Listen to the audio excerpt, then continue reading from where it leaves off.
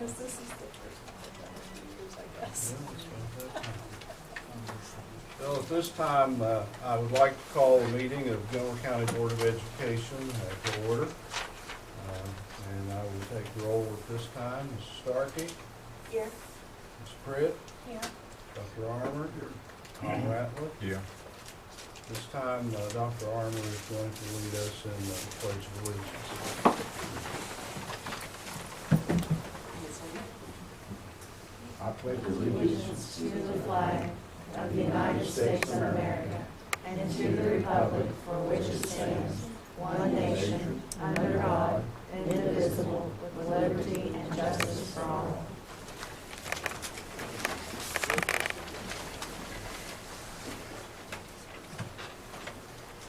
Next item on our agenda, Superintendent's Report. Mr. Blankenship. We had talked a month or so ago about making a presentation, providing information on the new accountability system. And Patty and I attended a meeting Lisa last week and picked up some additional information. So she has a presentation she's going to make, and hopefully when she's done, all your questions and everything you want to know about accountability will be answered. And Patty is Patty Roberts, our co-instructional leaders. The first thing I want to go over is the module.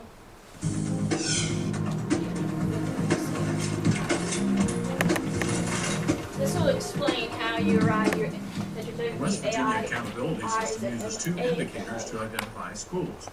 One is a set of school-wide measures called the West Virginia Accountability Index, or WVAI. The other is a set of proficiency-based targets known as Annual Measurable Objectives, or AMOs. Before we examine data, let's define 5 terms that will help you understand the AMO component. Annual Measurable Objective. Annual measurable objectives are based on the math and reading language arts proficiency rates in a school. Often called AMOs, these are the percent of students who score mastery or above on the statewide assessment.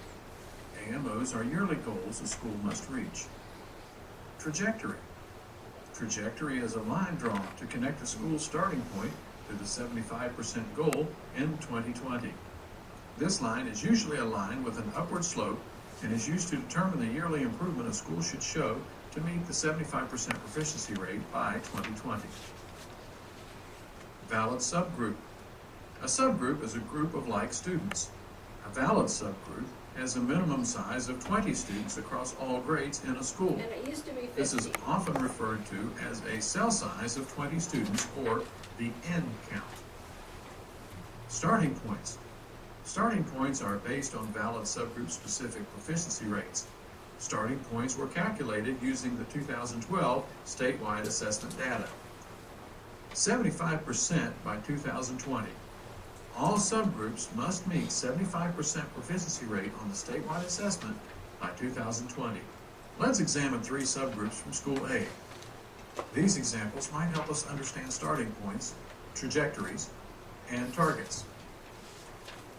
One of School A's subgroups has a starting point determined to be 43% in math.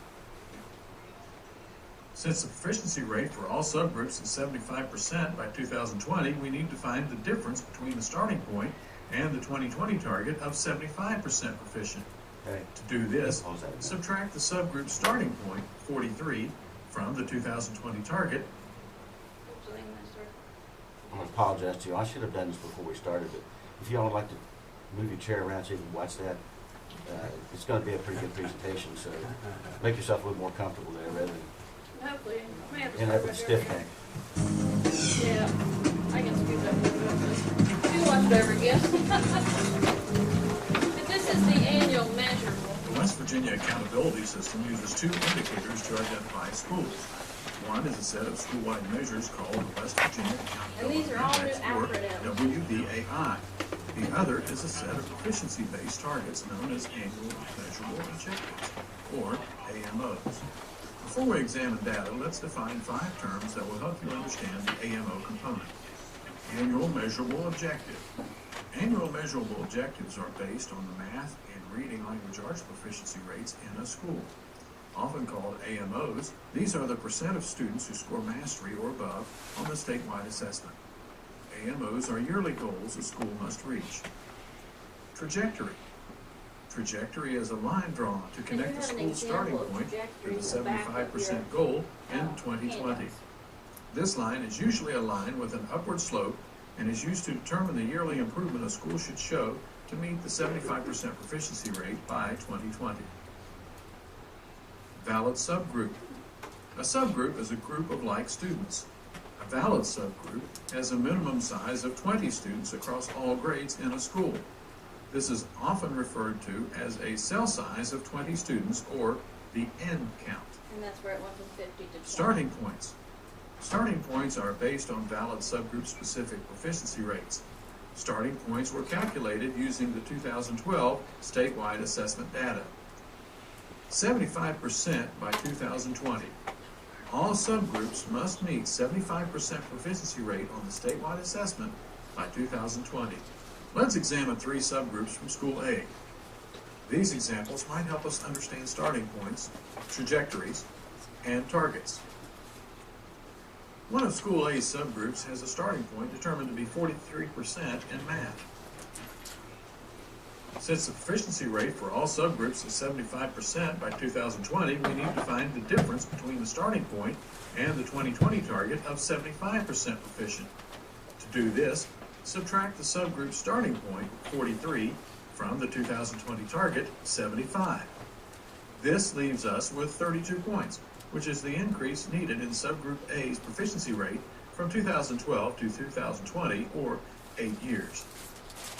By dividing 32 points by 8 years, we arrive at 4.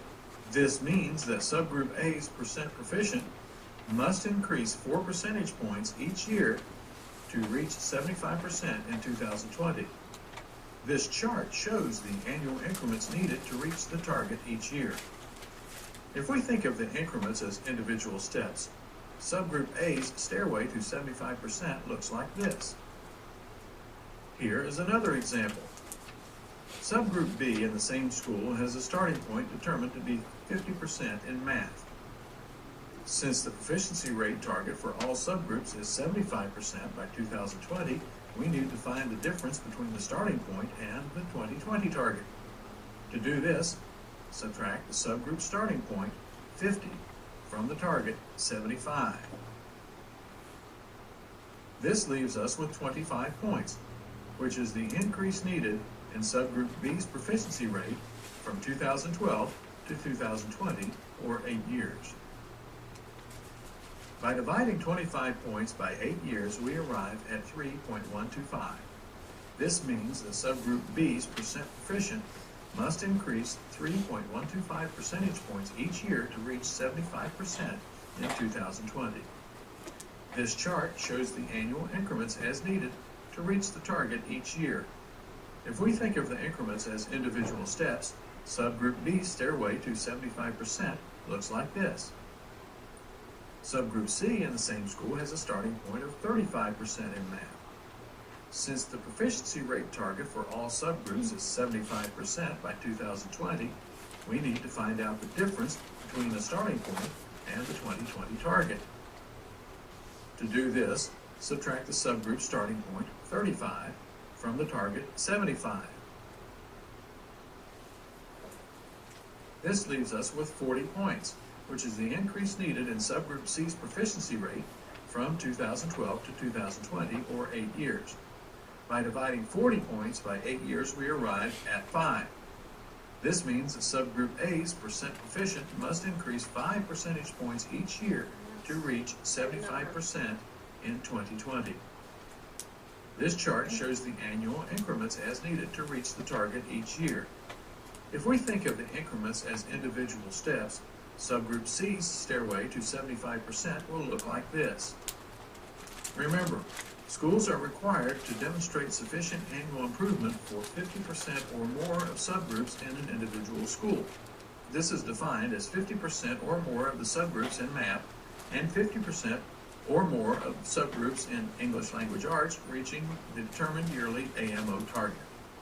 There's your trajectory. Here we see the trajectories for subgroups A, B, and C to meet the 2020 target. Let's compare hypothetical results to the target each subgroup needs to reach.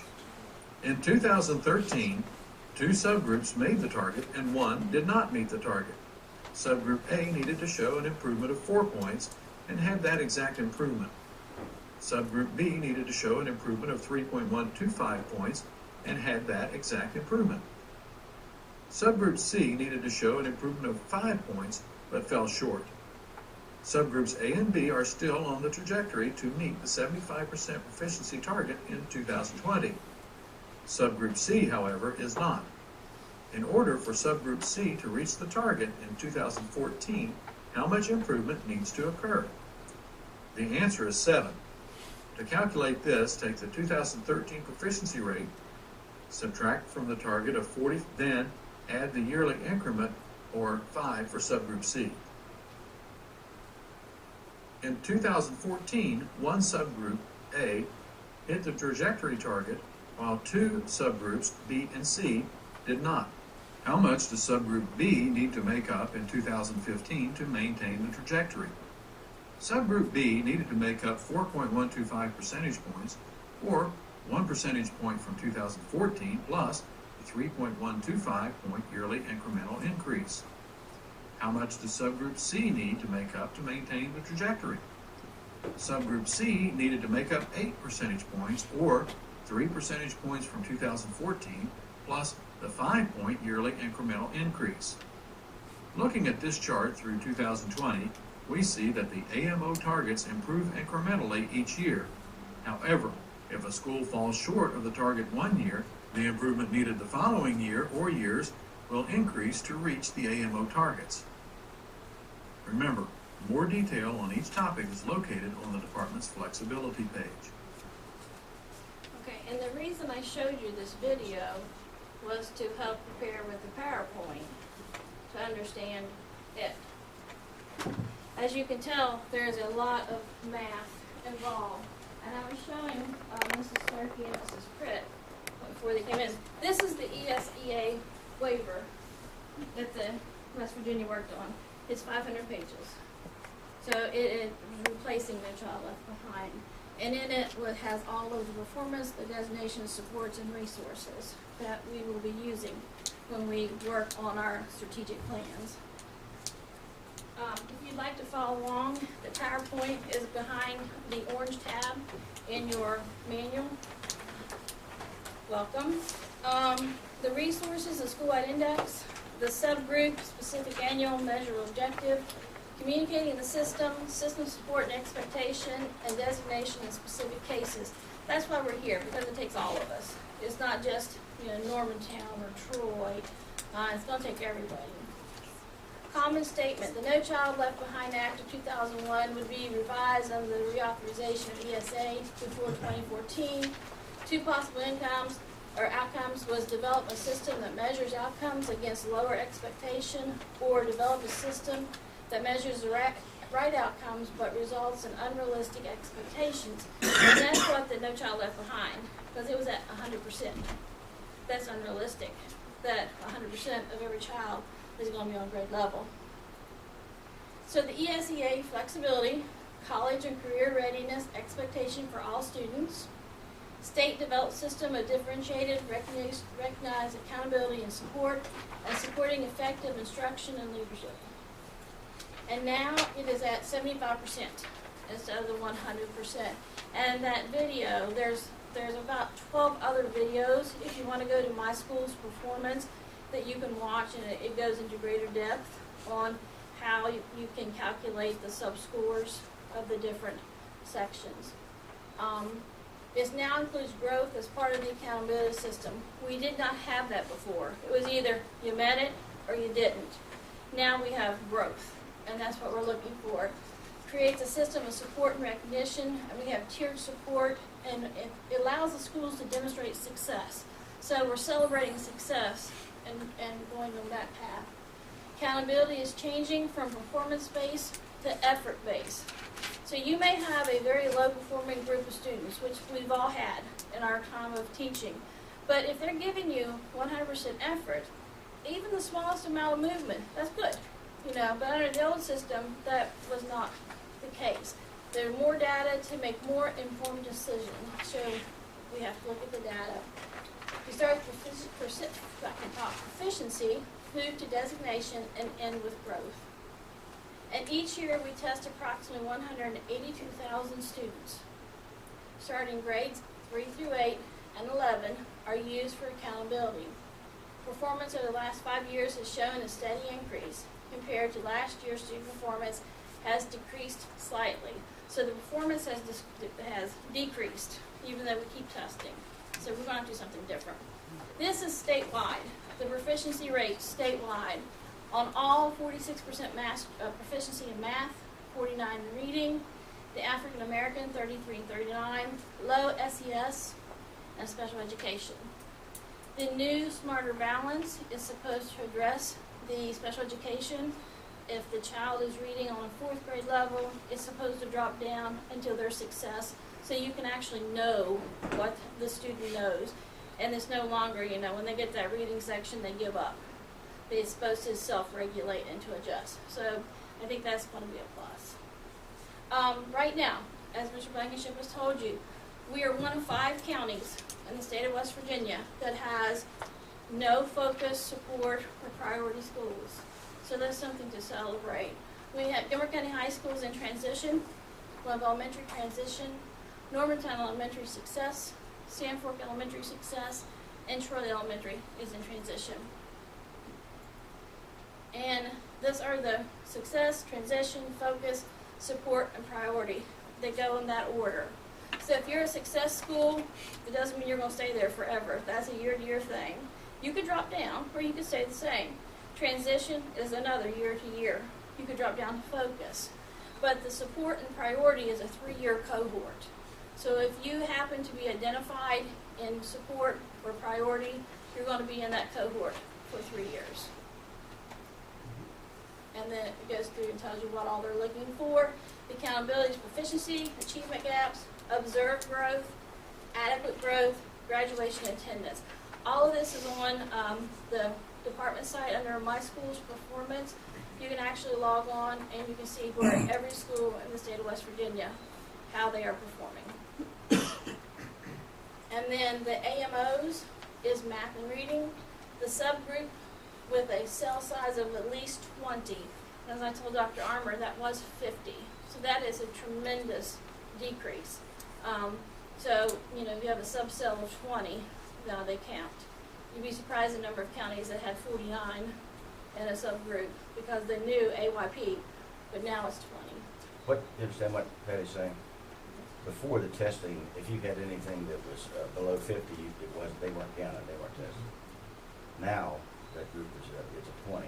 It's So 20. there'll be a lot more students involved in the results shown as a result of this change. And the nice thing too is you're only going to be, it's only going to be one category where you may have a special education student that was also SES, low SES, so you're get hit twice by that one student.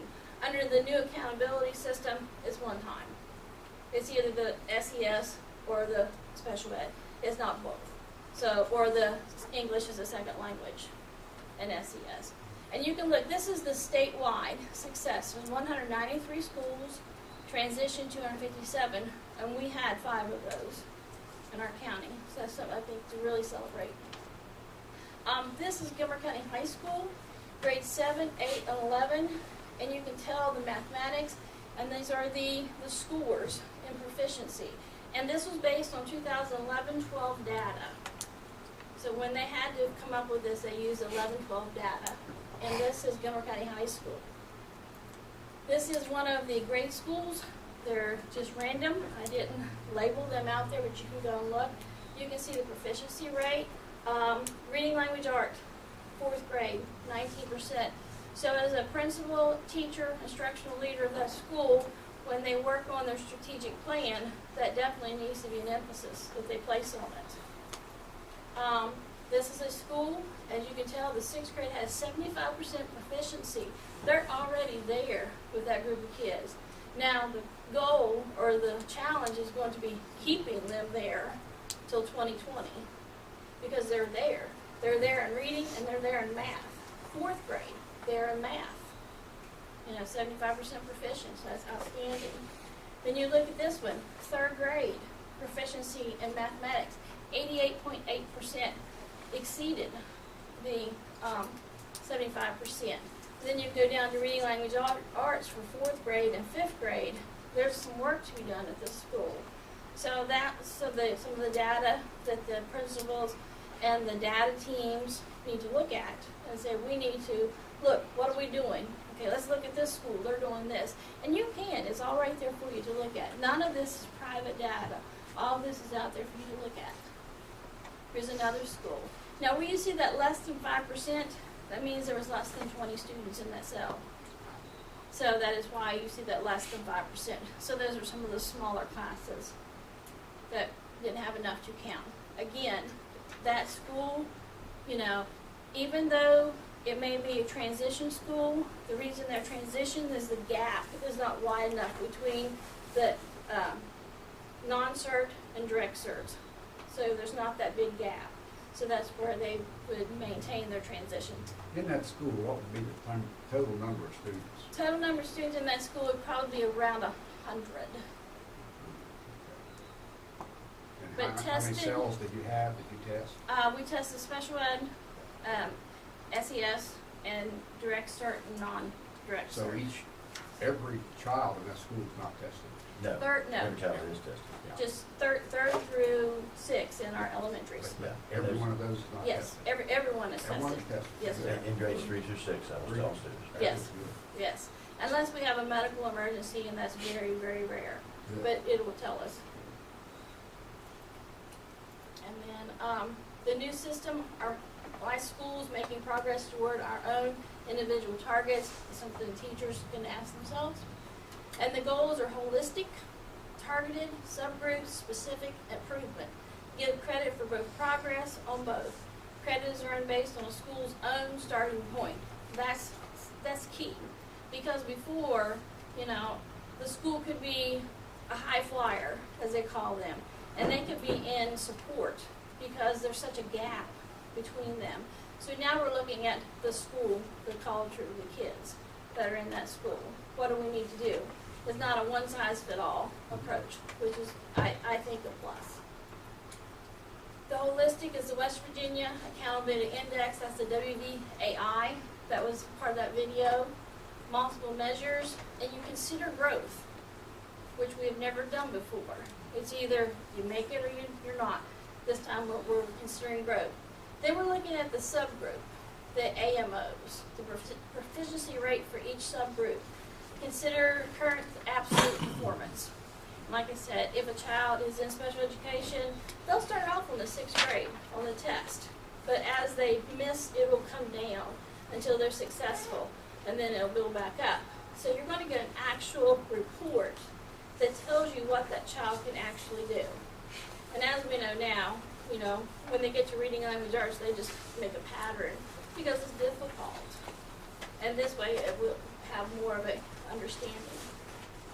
The accountability, multiple measures, that's the key.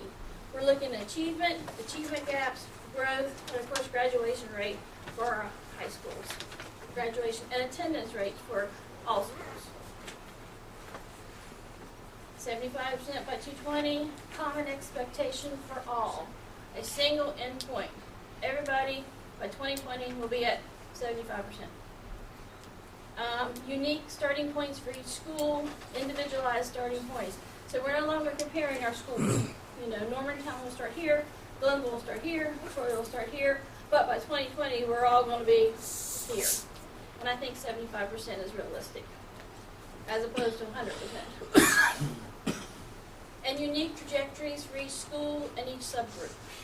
So when you're looking at your low SES, or your direct certs and non-certs, or your special education students, or your English as a second language. So, you know, we're looking at each subgroup on their own. The resources, this is the website here, and I probably can't go out to it. Oh, maybe it's gonna let me. Yeah, there it is. If you want to, at home, you would go, and right here is all the Flex videos, and you can look at it. Handbooks, the school's designation, it's all right there for you. There is no secrets to any of this. It's out there, and all you have to do is look it up.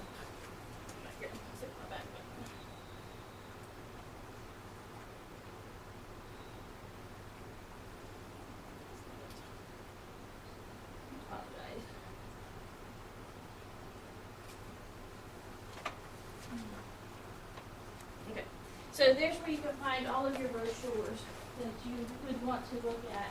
You can print out and have in your parent resource library. You can have at different areas. And there's the documents, and I have printed some of them. If you'll find those documents, I've given you examples behind your red sheet, and your blue tab are examples of the documents that are available at this site.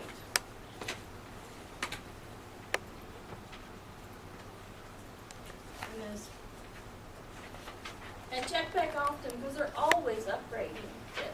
Mr. Blankenship and I went Wednesday, and it was different than what I heard in August, because they're always updating and making it to where you can understand it. In August, I was just kind of sitting there like the deer in the headlight look. So the explanation of today about the AMOs, I can understand that. And the guiding principles, pre-ESA, AYP, post-ESA, and that is what that huge binder is. If you want to sit and read, it has everything that's expected. School designation, system of supports, WVAI and AMOs instead of AYP. So AYP is no longer, and you're going to hear WVAI and AMOs when you're talking. Index components, proficiency, achievement gaps, observed growth, adequate growth, attendance, graduation, and then final index calculations. And that I gave you that handout to look at. And there are also some additional websites if you'd like to go and look at them, those websites. Subgroups, specific AMOs, examples of trajectories, determining AMOs, making required annual improvement, observe, confidence intervals, safe harbor. Under AYP, they had averaging confidence intervals. They played with the numbers until they got it where they wanted it, is what it was. Here, it is direct and to the point. So that's a plus. It's a full academic year, and the community eligibility option. And again, the videos are there if you want to download them. The longest one was what I showed you, the 7-minute. Most are 3, 4, 5 minutes, and they're in language that you can understand. I have a question. Yes. How does the grading system work as far as students to the parents? You know, used to be, well, you know, if you had between, 93 and 100, you had an A. Mm-hmm. Well, now you can show improvement, Right. but how's the parent going to know that student showed improvement? How's that graded? That's going to be a challenge over the next couple of years. Preschool has always used what they call an early learning standard, where it's reported to the parent that the child knows this, this, and this. Kindergarten has went to a performance-based report card. First grade should be moving toward a performance-based, and the whole premise behind it is by 2020, you know, there'll be a performance-based report card. It's no longer an A. What is an A? I want to know what my child can do based on the standards. Mention the report the parents received this week. And then on the back of your manuals that I gave you, all parents are going to receive what they call a growth index. And I gave you 2 examples. This is real live data. I cut the names off for you. And one is a younger student, and one is a student that's going into 7th grade. And you can see, so every parent is going to get that report yearly. And you can see where they're at, and then there's another one. There's one there, and there's one here. And you can see where over the years, up, down, up again. So every child will get that tomorrow. The principals will pick it up, and it will go home.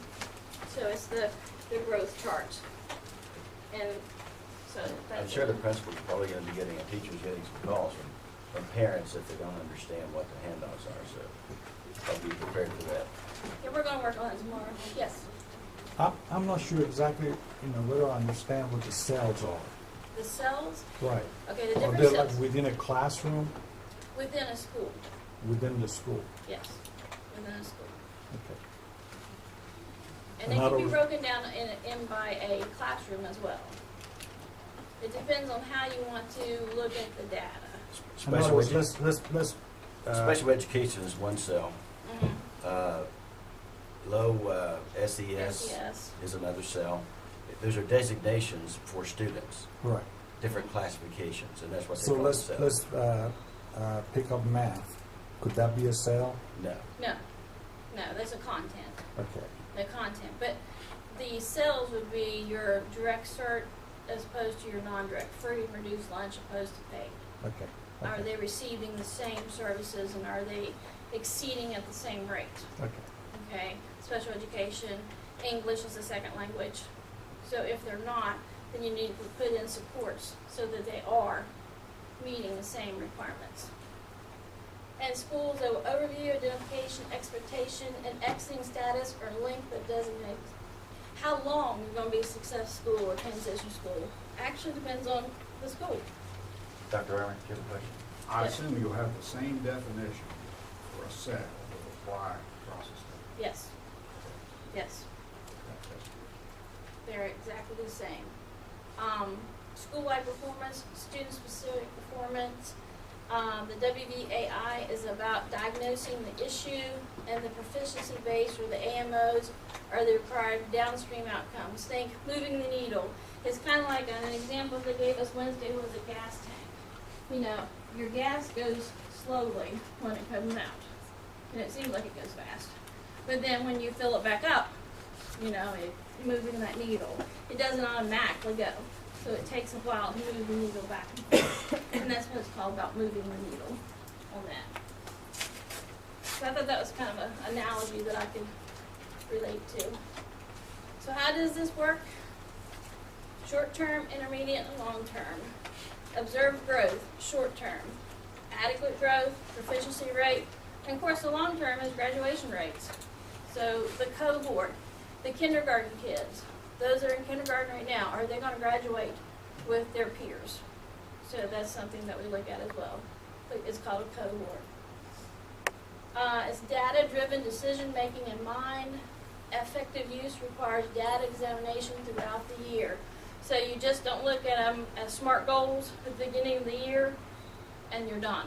It's constantly meeting and constantly going over the documentation that you have. The lagging versus the leading indicators. And then you can find more. That is the website where you can find more about how your school is doing, and it has every school in West Virginia. So you can compare if you'd like to. And you just click on it and it'll drop down button, and then you'll see you'll do the county, and then you select the school, and it'll tell you meet index target. That is why the elementaries and the high school, that is where they do not meet, is the index target. But it can be done. And then you have private data drill down, and that comes in phase 1 is public, which we're doing now, but there's also private. It's on the principal's private data site that, you know, it's information that does not leave the building. It's for determining instruction that the principal and the teachers use, and that's under the private data site. What that shows the principal is for every child how they achieved or did not achieve. Mm-hmm. And then that's where we tested again. 35% of the students in the state show low growth. 30% show typical, and 35% show high growth. Now this is what I was talking about the private site. This is under WVEIS, the West Virginia Education Information System, and it is a private site. So that information there has all the schools in West Virginia, but as Faye is sitting here as the Normantown principal, she can go in and really drill down. I mean, she can go clear down into the 3rd grade, to that student, to the subject, and almost to the area of the weakness or the area of advancement. And that's under the private data. And it'll show high growth. Red means that that child, that area, needs some attention. And then you have the different color growth. And it starts in 4th grade and goes to 10th grade. Proficient now, but considered to be on track. If proficient, are you keeping up? Or are you track, or are you falling behind? 27% are catching up, 64 keeping up. Then 73 are falling behind, and 36 are falling behind. It's kind of, I mean, when you're looking at it, the positive, the negative there. Oh, we've got 27 catching up. Well, if you have 27% catching up, that means 73% is falling behind. Was that one score, or is that the state That's average? state average. State average.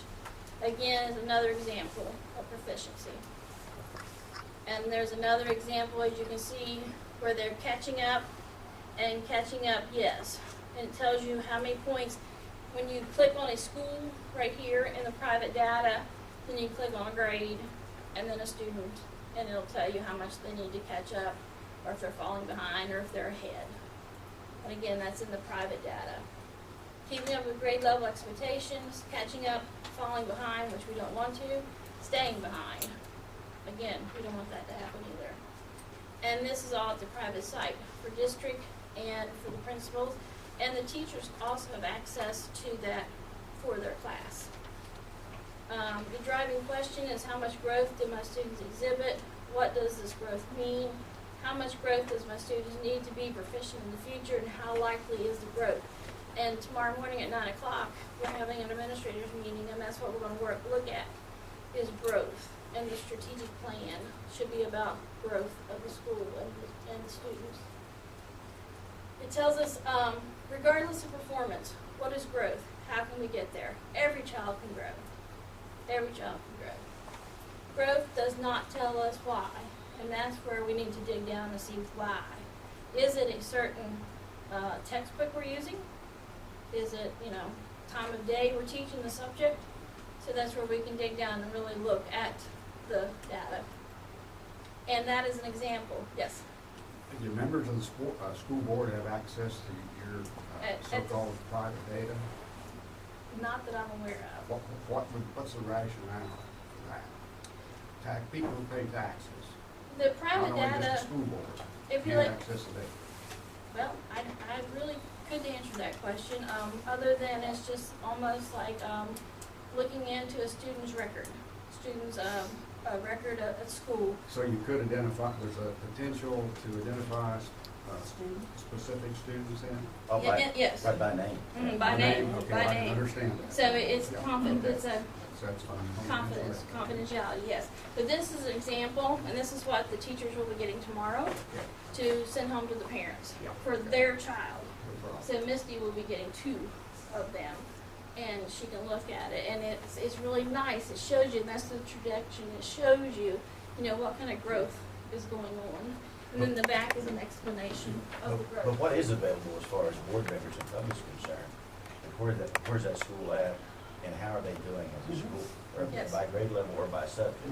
So that, everyone can tell where the areas of need really would fall. So we look at it as a whole. so Yeah. that- Yes.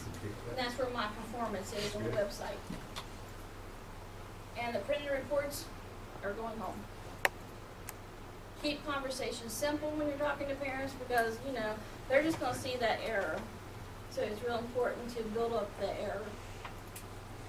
Drive questions toward why, not, well, you just didn't do it. See why. And then why is my student exhibiting high, typical, low growth? This is conversations that need to become second nature when you're having parent-teacher conference, or you're discussing the West test results or the smarter balance results. You have to be able to use terminology such as keeping up and performing. Get people to target standard analysis. That's the hard part, understanding that standard. You have to know your standards to teach your standard. And I always say preschool is a perfect example of that. They have no textbooks in preschool. They have standards, and they pull in stuff to meet the standards. So preschool is an excellent example of learning your standards. It must be ongoing through the year to assess a student's learning trajectory. And you do that, progress monitoring. I see Veda sitting in the audience. She probably progress monitors weekly, bi-weekly, monthly, and so do other teachers. And then summative, interim, diagnostic, and formative. We all know there's different ways to assess students. And all of these should be taking place, not just one, but all should be taking place. And they use this at golf. I have no idea about golf until Mr. Blankenship, you have to help me out here. Summative, a scorecard at the end of the round, tournament results. Or growth. How many scorecards are you linking together? You know, if you play golf. Beta, you play golf? No. The inter-assessment is playing practice rounds before a tournament. Diagnostic assessment is hitting the practice ball, allowing for diagnosing problems with the swing and technique. So, you know, you might be able to hit that ball, but you're slicing it off to the right or to the left. What are you doing wrong? So that's where you'd have to look at the student. They may know that 5 times 4 is 20, but they have no idea what that means. They just spit it out to you. I don't know. So that's where the diagnostic comes in. And then the formative is your practice. Always feedback. Coaches are wonderful about feedback. Teachers need to be the same way. Feedback all the time. And response to instruction. Think about our golfer as akin to thinking about how people respond to data. We need all levels of information, and growth for summative helps people attend to the change over long stretches of time, but that needle moves slowly. Again, the gas gauge. And the other needles move more quickly, but you need to assure that they're measuring the right thing. Cohesive standards. You know, like your temperature gauge. It moves quick when the engine gets hot. Then it goes down slow. So you need to be aware of this. Questions. I want to show you the accountability rules have been applied. My school has been designated success and transition. We can say that in Gilmer County. We need to keep it there. And this is, and if you will look, this is behind the pink tab. And this is new. It was revised. I have one that said revised July. There's another one revised September. So it's constantly changing. And it shows in each of it who's responsible and what you should be doing. You know, who's responsible to keep this growth going. Identified as being among the lowest 5% of the Title I schools. It's nice not to say we're one of them. We're in the top, so that's great. It's wonderful.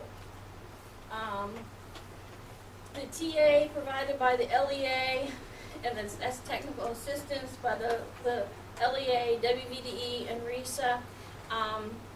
We're not going to get the help from RESA, the extra help, because we are success and transition. So it's on us. It's on the LEA to keep us going, because we're not in that needs assistance, which is wonderful. So, you know, you work well, and you have this. And then we have standards for quality schools, turnaround, and principles. And that goes along with your new assessment, the new teacher evaluation that every school is working with now. And this is the priority schools, which we do not have. It does not apply to us. The exit for priority, again, does not apply to us because it's a 3-year cohort. Yay, we don't have to work with that. Support school does not apply, but it's in there if you want to read it. It's a 3-year, doesn't apply to us. If you know, moving on. Recommended guidelines, and then again support. And then this talks about your accountability and your rule of 20. And your high school, your graduation. That's going to be the big thing, is keeping those kids in school, and so they graduate with their cohort on time. Strategic plans to address. So that's what I was talking about. The strategic plans are made now. It used to be one plan fits all. Now, if you're a focus school, your plan is different than a success school or a transition school. So it's focused more on where you're at on that line. And the state FAST may include RESA and LEA. Again, it's wonderful. You know, we're at the LEA part because our schools are there. Any questions? Stop me anytime. I keep talking. It's the superintendent, attendance director, curriculum director, testing coordinator, federal program staff, special education director, and others. So that's where we're at. We're in this LEA FAST. So that's great. Those are teams that are made up between and among the counties and the State Department to help the counties that have been designated below. not have that, so that's great. The LEA, RESA, and staff will provide technical assistance. We have been invited, though, to come to RESA 7 when they have their meetings, so we can see what they're doing across RESA 7. They're not leaving us out just because. And this is the timeline. Exiting again, the school is no longer among the 10% of Title I students. As long as we stay where we're at, we're good. A school may be demonstrating one or more of the following: low achievement, high achievement gap, low observed growth, low adequate growth, low attendance, graduation. And something they talked about Wednesday was they're going to do rewards, and you could actually get a reward and then maybe fall down to focus.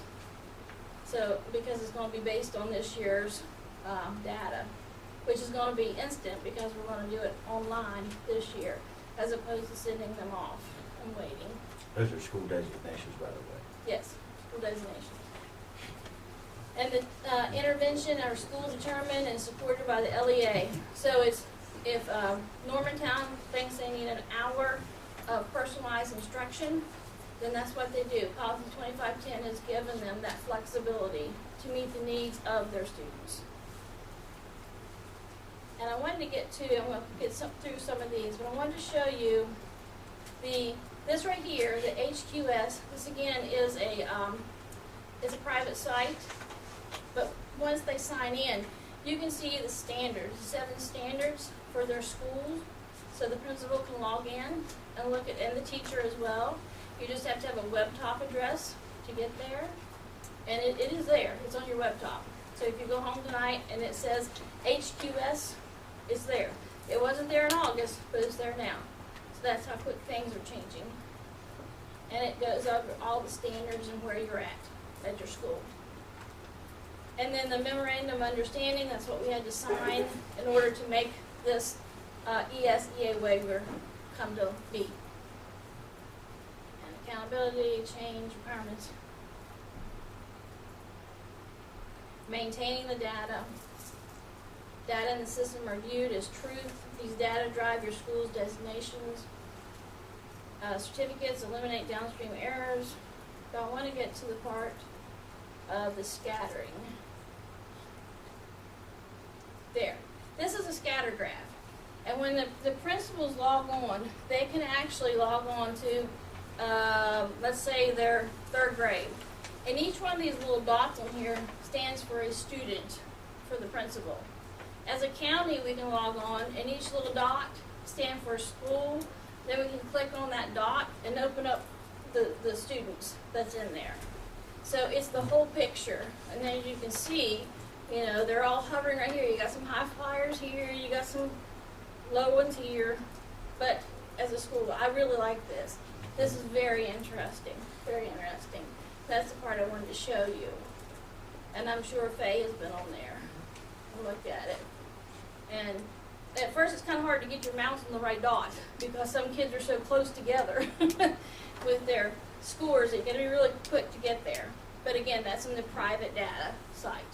Who keeps all this information up to date? That would be Juan DeBrot with the West Virginia Department of Education.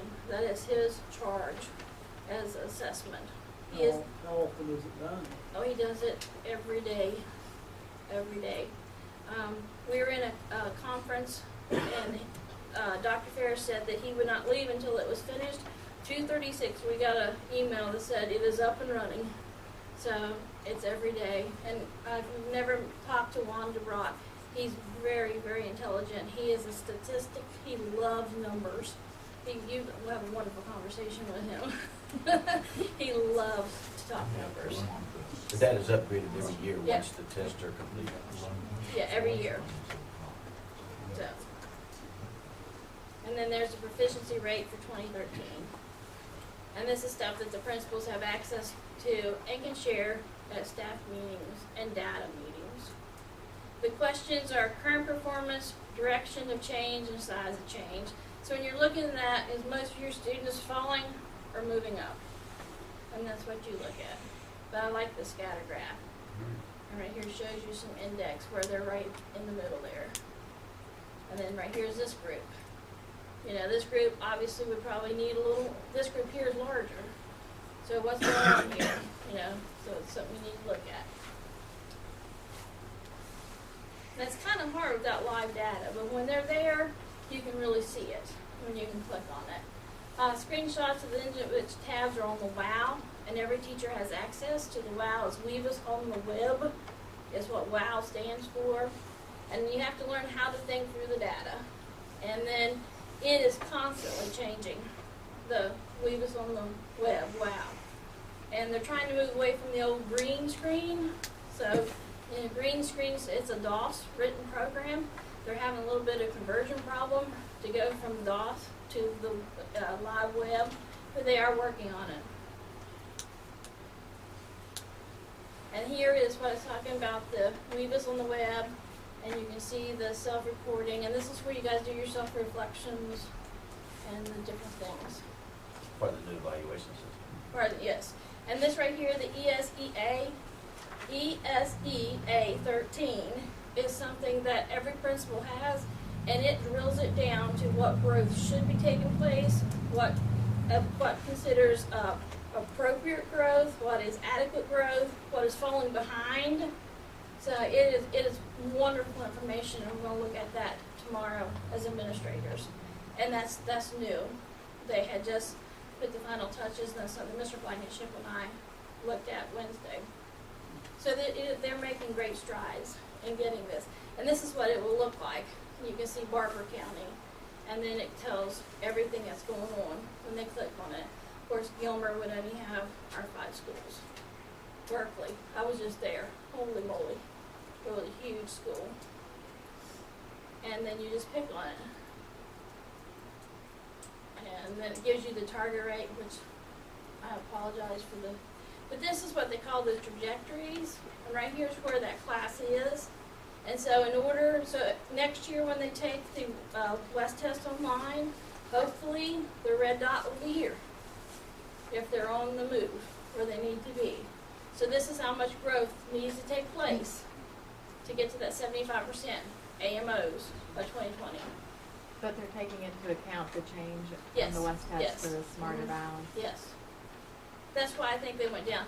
This right here, you can actually go on to the website, My School Performance, on the department page, and you can click on this, and it'll drop down and give you the state average, the school average, the state average growth, and the school average growth on each sub proficiency, and of course attendance, and then if you're high school, will be graduation added to it.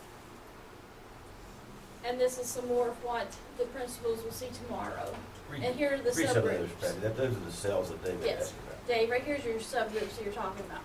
All, male, female, Asian, Black, Hispanic, American Indian. You can see then students with disability, limited English proficiency, eco disadvantage, which is the low SES, and migrant, which we have very few migrant, but some counties do. So those are your subgroups that you were asking about. And then it goes and tells you how much it takes to close that gap. I mean, the math's there for you. You just have to work at getting it, 0.75630. It went out to the 6th decimal space to rank schools. And that would be quite a job, out to the 6th decimal spot. And then it also breaks it down to your math and your reading and language arts, the subgroups, as you can see here. And then it also tells you this is more the catch up, not keeping up, not catching up, staying behind, and catching up. That's on there as well. So there's a lot of work that's went into these sites. And then here's an example. The female, they're falling behind in this one instance, -6. So, when you're looking at that data, whoa, the girls are falling behind in math. The boys are really, boys are 7.5 behind, negative, where the girls are 7 to the good. So that's a 14.5 gap there. So that's something to look at.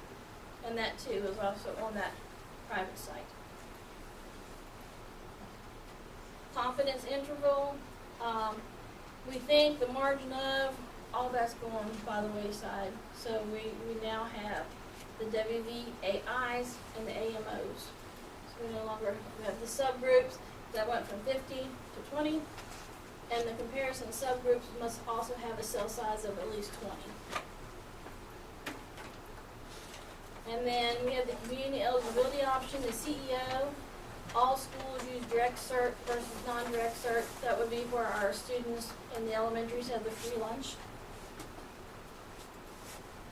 CEO impact, and this is how the 4 subgroups there are, Dave. The proficiency on the AMOs, graduation rate, attendance rate, and participation rates. Proficiency rates. That's just a comparison of Yes. students who receive free and reduced and those that don't. And then the direct certs, and since all of our elementaries are free lunch, and breakfast, then this would be how they would look at it, because, you know, they're all free. So it was a way they had to figure out, wait a minute, we have counties that are feeding for free. So they had to come in and find another way to go about it. But the accountability, multiple measures of achievement gaps, growth, and graduation. And the achievement is progressively more points for more students who are proficient in math and reading. So, you know, the more students that are proficient, the more points you get. And then there was another line, the points assignments. And parents are familiar with that because Dibbles uses the AIM lines. So this is something that I think parents can understand when the reports go home. There'll still be some questions, but they're used to seeing those Dibble results in the lower grades. An average achievement gap across all subgroups in a school, the N size is 20, and the subgroups versus the non-subgroups, the low SES versus the non-low ES. We have one elementary school which is in reverse. The low SES has a greater proficiency rate than the non-SES. So, you know, in that school, you have to ask yourself, what are they doing? You know, something good is going on in that school, because that goes against research, you know, typically. So that would be something that we look at. Observed growth, adequate growth. Graduation rate, how close is your attendance rate to 100%, and attendance rate no longer is a pass-fail. You have to have it. Graduation rate, again, 100%. And graduate is no longer pass-fail, a 4-year and a 5-year. 85% and 87.5 targets respectively, because it does take maybe 5 years to get that graduation if they have failed a year somewhere in their school career. And that takes into consideration. And there again is the website that you can go to if you have any other questions. Like I said, I have looked at this stuff so much that, and that is, do you have any questions for me? We will have a world of data. Oh, yes, world We data. will have a world of data, but I've been around more than a long time. The true measure of what we do will be the success of the student when he leaves this county system or any other county system. Yes. Because it takes more than dissecting numbers to make a whole student and a whole person. And that's why they really focus when you get to high school with your graduation and your college or career readiness component. Because not every child is college bound. You know that. You know, so we want them to be productive adults, whether it's college bound or career bound. And Gilmer Gilmer Career Center is wonderful to work with. And we get them in that option pathways, our high-risk students. And we've had great success with that. Great success. They walk across the stage with a diploma and a skill to go out into the world, and that's what we want. My question is about, are you going to have any learning sessions for parents to understand this? Because we're used to this and all this talk that you're talking, basically, unless you're new on the board and you have to ask questions, because it can take you long to learn.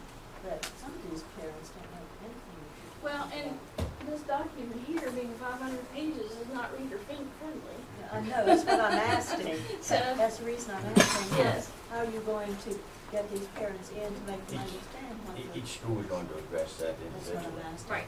And that'd be part of their strategic plan, how they're going to communicate the goals to the parents.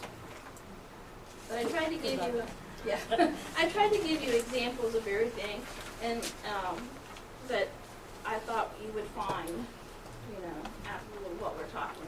And, you know, next month, we may go to another meeting and they may add something more to it. And if they do, or I can add to your folders, I can give you copies of that and just keep you up to date, if you would like. I can do that.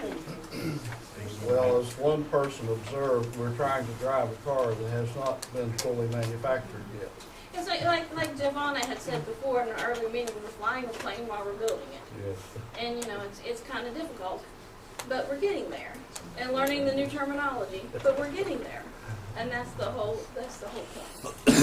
Yes. I just want to compliment you for the quality of your presentation, taking something that complicated and being able to put it in terms people understand. Thank you. Thank you a lot. Thank you. Thank you. Okay. Okay, anything else under superintendent's report? That's about it. Okay, board reports, Mrs. Starkey, Gilmer Calhoun Career Center. We've had 2 meetings since the last board meeting. I'll try to combine these two to make the report as short as possible, and it's hard to do because these were longer meetings than usual. On the September 17th meeting, the SBA report, the project on the wastewater treatment plant is complete except for the fencing, receiving a new manual for the plant, and also the training the plant operator or maintenance person. This training will not be necessary for Mr. Sweppenheiser because since the October 15th agenda was amended to accept his resignation and to get a new position in that slot. Mr. Sweppenheiser is going to work for the Calhoun City Water Treatment Plant. We are very sorry to lose him because he contributed far above what his job required, and then he had more hours than what his job required. He is an excellent employee, and our council wished him well in his new job and hated that he had to leave. We have already had some interest in the Class 2 positions, and these positions are very difficult to come by because they usually have a Class 1 and then go to Class 2, and there's not very many of those around. But we do have somebody that is interested, and the posting will go out. During our discussion and action to amend our agenda concerning this new posting, Mr. Props informed us he had been in touch with Howard Sufer, who's Bowles and Rice, this most of us know by now, and Howard had informed him the Board of Education did not need to approve postings. I asked Mr. Props for a code or number or policy on this item, however, he couldn't remember where the code was. Also, he stated the boards could vote by email for Mr. Sweppenheiser's replacement because we needed to vote on the posting before the next meeting. I was concerned with what you all would think I was doing without being able to tell you. I know this is an emergency, but I've always thought that the problem could be solved by having a special meeting or a temporary approval until the next meeting instead of voting by email. I also asked about the locating the code or policy that Mr. Pops could remember where he had seen this code, only that Howard had told him that we could do this. Mr. Blankenship, if you could, do you have any idea what they're talking about? I've never heard of these codes or things where the boards didn't have to do anything with postings, or they could send in an email and vote. I'll put that information together. So Okay, I'd appreciate that because I'll I set it didn't up. know what to do with the board. I was going to ask them, because I haven't done that yet, but I really need to know if that is true. Then, I assure you I'll vote, for these things. I'll But I send would it out. like to know. I'll send it out either with your weekly update or with the minutes for this meeting. Okay, I appreciate that. I told Mr. Pop there was codes or policies the board members need to be aware of, and I feel this is training to be a good board members and all my board members would like to know. Another quick point that I'd like to make here, I did not report on this at the last meeting because I take notes, if you noticed by now, and I wasn't sure of one point in my notes, so I didn't want to tell you this information without being able to make sure that it was accurate information. A small piece of property was donated to the center to place the wastewater treatment plant control panel on. This was a nice addition to the school given by a Calhoun citizen, and we're very appreciative and happy to have it. Mr. Stern attended the Gilmer County Commission meeting and was assured by the Gilmer County Commission that they supported the water line extension to the Career Center. For your information, the public's information, we're 3 miles away from a water line, and our problems with the water and testing the water and getting the water back and through has been a very bad problem for 20 years. So we're trying to get a new extension linked onto the Gilmer County line 3 miles up the road from where we are. Although there has nothing been put in writing, we are hopeful and we are very appreciative that the county supports our request. Mr. Whitehead, who is the Calhoun County board member, asked if there was another way to get into the building for the water instead of having to do a road bore or to change the meter. Since we were not supposed to use our money off property. So this creates it. But the answer was, no, we're going to have to come up with this money some way. The natural resource teacher, Mrs. McIntyre, Larry Porter, and Gilmer State Rep was met to discuss the NRM grant before the October meeting. Dr. Wabrick at the Gilmer State College works on the mentoring program for post-secondary and secondary for the NRM students. Mentoring requirements would be the same for both post and secondary and volunteers. I think the mentoring has to do with the background check for volunteers as well as the college students that might come down to mentor at the Career Center. Natural Resources will be getting more funding down the road for the Natural Resource Program, but I would suppose that Gilmer State College will get the master portion of the money, and we'll get some of it, and we appreciate just getting a little. So Mr. Blankenship may be able to explain the NRM grant program far better than I could. The Natural Resources Management Program we just instituted at the center, and it's now a collaborative arrangement with the college, similar to past arrangements. And they're mentoring for us and going to use their students to mentor at there. And we will be sharing some of them, not the major part. The natural resource class will also be going on a trip to the Fisher Hatchery, and that will be in the near future for it. And personnel, Carl Collins was employed to mentor for the natural resource teacher. And September and the October attendance was discussed with enrollment in both meetings. The new attendance was placed online on Weavis on the WOW that she just explained to you. So it comes up again by Calhoun with the exception of the LSC. And this is our place where the children go that needs more help than discipline and otherwise for us. It will be a email directly into the different schools for this program. The reason for this explains where the teachers, I don't know if the teachers of Gilmer County, I'm not sure if they're using the login program for RESA 7. We do have a problem because of this, and that is because we are in 2 RESAs. Calhoun is in RESA 2 and we're in RESA 7, and they're different. And Calhoun, since the school is located in Calhoun, are the major source for doing the finances and doing all this information. So that's why the grading system goes there for them. Now, Mr. Blankenship can explain whether the teachers of Gilmer has this program through RESA or not. Yes, I do. All right, because I wasn't sure of that. Mr. Props told the council how Calhoun verifies and uploads attendance and how important getting a correct attendance enrollment record is for the finances of schools. because most of our finances are based on how many students we have. And so if the student's not there half a year and so on, so it causes a lot of problems with different things. The West Test 2 policy for ALC students, Mrs. Taylor of Calhoun is receiving testing policies for the ALC students. She hopes to get all the students tested in their home school and not at the center. The AL students do not get their grades the same time the other students do. That causes them to feel that they're not quite the same as everybody, and she's trying to review to see if we can get that changed.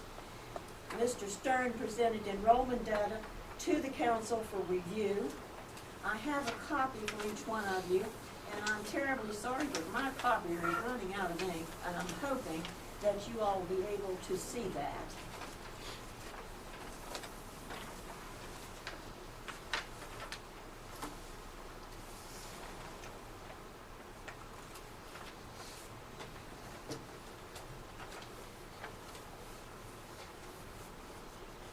Again, I'm sorry that my copies are not altogether very good. I have another copy here, if anyone would like to see it. About 50% of the juniors and seniors at each of the high schools are at the center. We are the only small county go-tech school that shows both 50% of juniors and seniors going to this small school. 202 of our students from both counties are going to the center. They are accepting more ninth graders down to Career Center now, and in the past, they have actually locked the ninth grade out, and now we're allowing some in, which I'm really very proud of. I'd like to go to 7th and 8th grade. Postgraduate enrollment was 11 in number. This is very good for a small vocational school like ours. Does anybody have any questions on this? Mr. Blankenship, I'm sure, will be glad he knows more about the enrollment than I do. But it shows Calhoun juniors 45%, Calhoun seniors 48%, Gilmer juniors are 55%, and Gilmer seniors 40%. And then on the second page, as you know, it shows the enrollment available for juniors and seniors from middle, high school juniors, and so on down the list.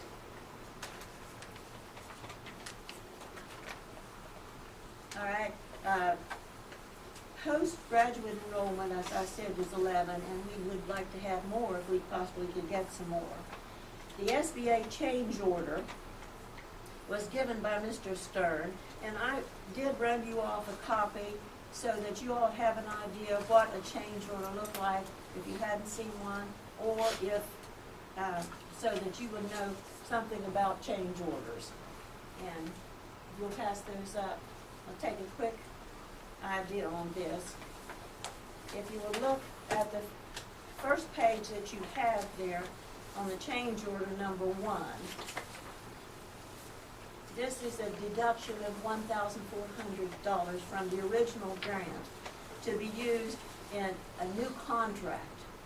And this is not unusual, it happens quite a bit. That's the first page, and you'll see how much the amounts are.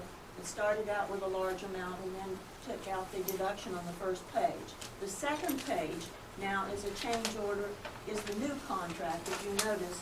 And that new contract is $21,574, and now we've added the $1,400 deduction to the old SBA contract. Now the total contract that we got from the SBA to repair and renovate some of the things at the local career center was $438,215. This $21,000 was a new contract that was asked for and received through the SBA that we could not do in the old contract. We had to leave out like wall coverings and strips that were dangerous for the kids to walk through and so on. You really need to come down, everyone, and see that it really looks nice. Also, I have with me a work-based list, and I only have one copy. If you would like another copy, please turn it over on the back and sign your name, and we'll get you another copy. This work-based list that we have is for both Calhoun and Gilmer County.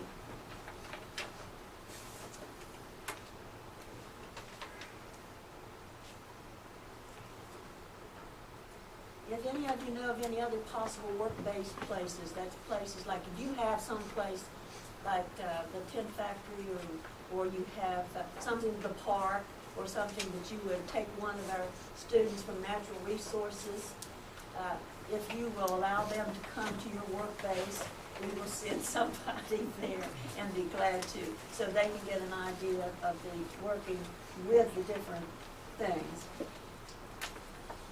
We have quite a lot. Carl, would you read some of those names to the public?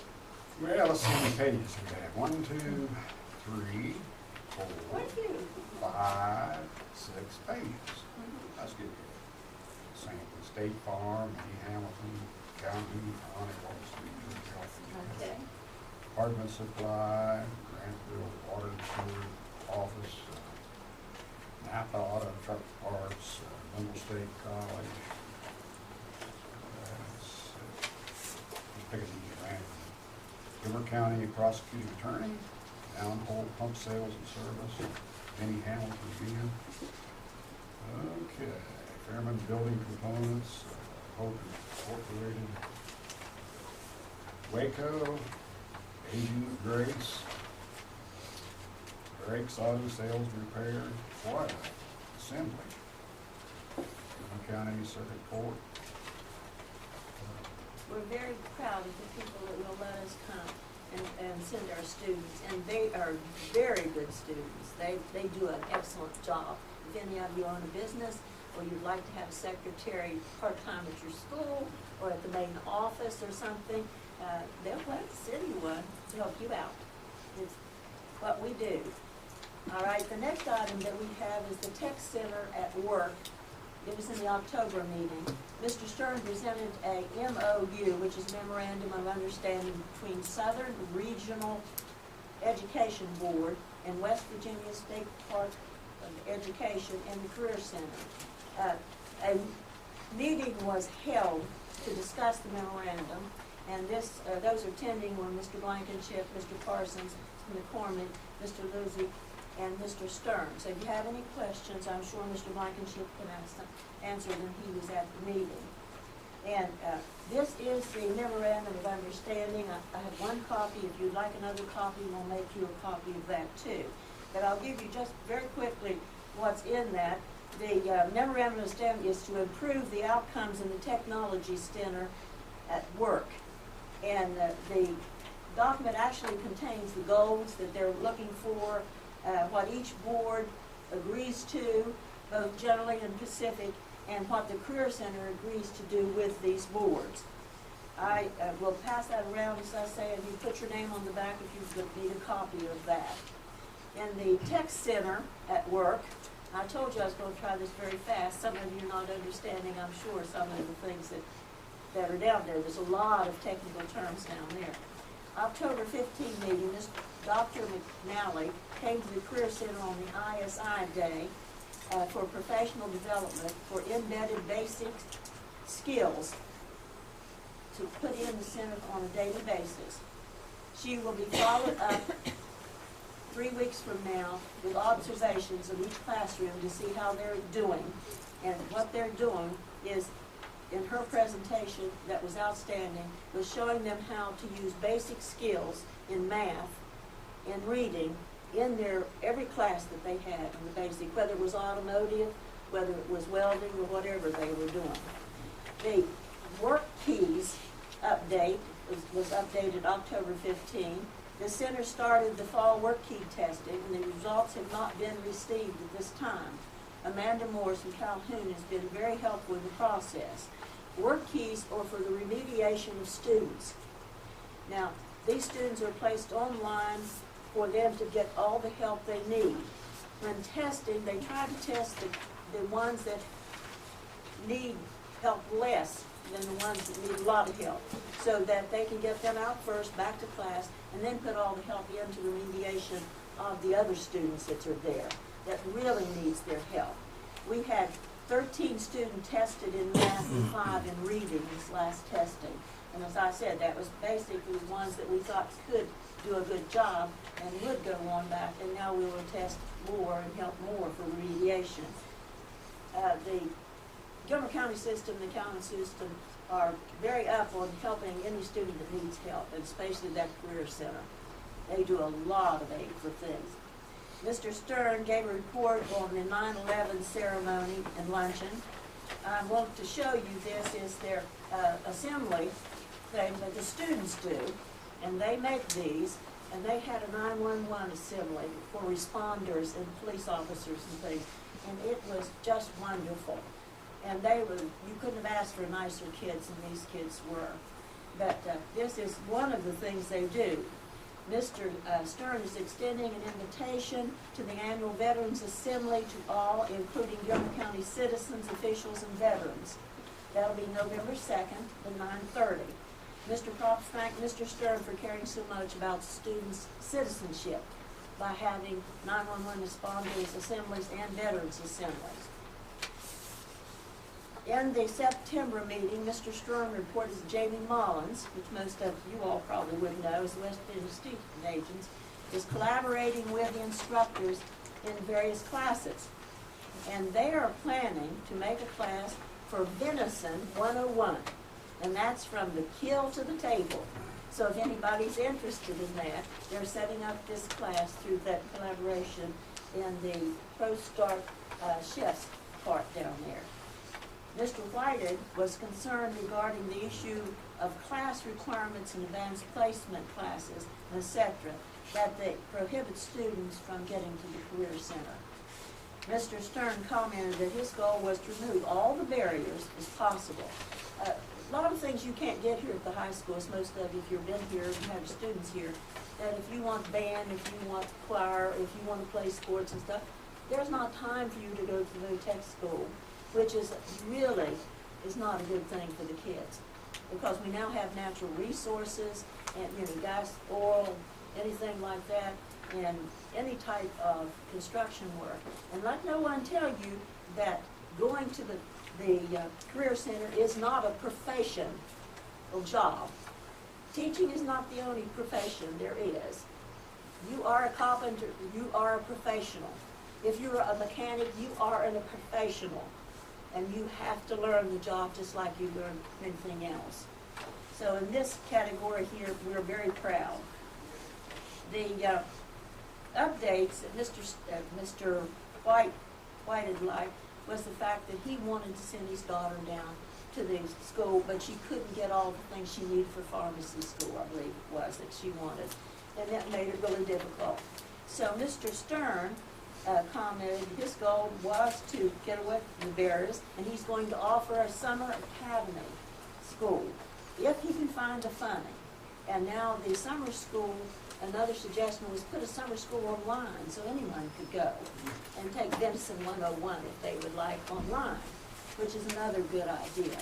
In the October 15 meeting, discussion was held after Mr. Hughes, who's a state rep, and he's very good, commented on the concern about the loss of Cedar Lakes. I think most of you have heard that now. Most of you have been there, and we hate this situation that's coming up. He suggested three possible scenarios. One, that the State Board of Education keep it and reach out to higher education to get some help. Two, you take over by another state agency such as tourism to take it over.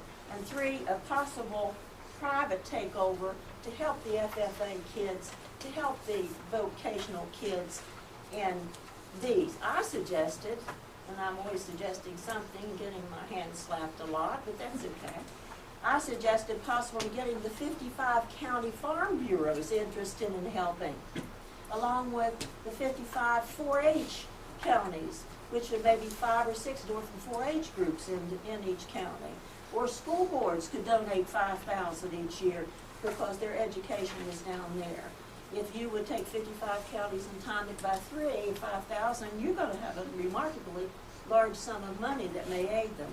We could have 4-H, we could have FFA, homemakers groups, crafters, anyone that wanted to help save Cedar Lakes. And there's lots of ways they can do that. But mostly, I think the Farm Bureau, since their thing is that, and vocational is very important to West Virginia and very important to our rural area, that they could help save this. Mr. Hughes also reported on a pilot site for what they call simulated work-based to improve soft skills. Now, this program is used by career centers to act like an actual workplace. They actually have taken the career centers to do this. The students must come into that workplace in the school, check in with a clock, like we all do, some of us, and they should call in when they're ill. They have to use timesheets. They must get their different things for their taxes to be processed. They also have to have a drug test.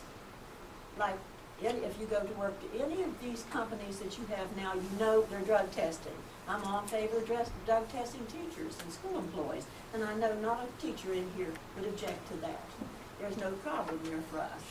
But they're actually doing this to the students in these pilot schools, and they're not having a bit of problem with it. They say that's fine with them.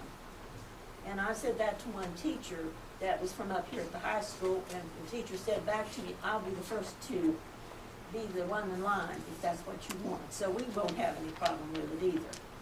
But Mr. Props gave a report on his latest Calhoun Board of Education meeting. He stated he had a great meeting. They had a financial workshop. He announced that Arnoldburg School was pending dedication. He hoped that they would complete the work by the end of the month. The construction has to be completed by the company by December 15th for you Normantown people over there.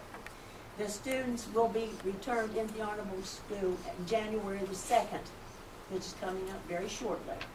He also announced that he had handed in his resignation, asked the superintendent, as of June 30th. Now, I commented that it had been a joy working with him because he is so upbeat and cares so much about the students. He is always giving glowing accounts of his students, his personnel, his volunteers, and especially his board. He stated a school has to be a place that students want to come and love to come. And they must come there, they must see happy faces, smiling faces of teachers, personnel, is absolute must for these students. He commented that when the OEPA came into the county and told them how awful they were at 115 of 115 schools, he was ready to change their minds and their schools. He is very proud that after 2 years, they are now 71st in the state, not 115, and they have one success school and 2 traditional schools. He gave examples of how the students, the teachers, the publics had worked for the change, and he was very proud of it. He also said that he felt they had conquered their financial woes, and they would truly resolve them soon. He was like a glowing new papa when he talks about his school system. I personally would certainly hate to see him go. He's a valuable asset to Calhoun County and also to our Career Center. Mr. Stern seconded my opinion about Mr. Propson as well as the other board members. Mr. Stern reported that the center had had a fire in this last little bit, that an old dryer that was sitting in the school had caught fire from the ProStart rags that was being washed. He said that we would have been terribly proud of the excellent evacuation of the students from the building, and he had dragged the old dryer out of the building to smoke instead of letting it smoke in the building, and this minimized the danger and the damage that they had there. Mr. Stern reported on the dates of the school functions for student and public. Veterans Day, November 2nd, 9:30. Senior Appreciation Day, May 8th, from 1 to 3. Open house, October 22nd, to name a few. And I hope to get you all a calendar so that you may attend at least one of these before the school year ends. Mr. Stern asked the council to consider transportation arrangements for students to go to special events in the county. And he said he would get in touch with you, Mr. Blankenship, to ask the question. For example, the students down there went to the grade schools in Calhoun and helped the little grade school students learn how to build birdhouses. which they were very thrilled, and I think some of you would have seen the pictures that you had in the newspaper and on the Free Press. They also want to come to events of other high schools, events that's happening in the county, and they want to be able to use the buses. Our next meeting will be November 19th at 12 p.m. Mr. Hughes asked to put it up from 11 to 12. He had something. So if you'll note that on your calendar. Is there any questions? And I hurried as fast as I could. I didn't notice that after 7. Thank you very much. Okay, I have a couple of recent meetings, and I'll be brief. We had a meeting on September 18th or 19th, and we had a meeting on October 17th, both having some related topics. What I'm gathering from my sources in Charleston, there's an expectation that the RESAs will play a bigger and bigger role in what goes on in the counties in the various areas of the state.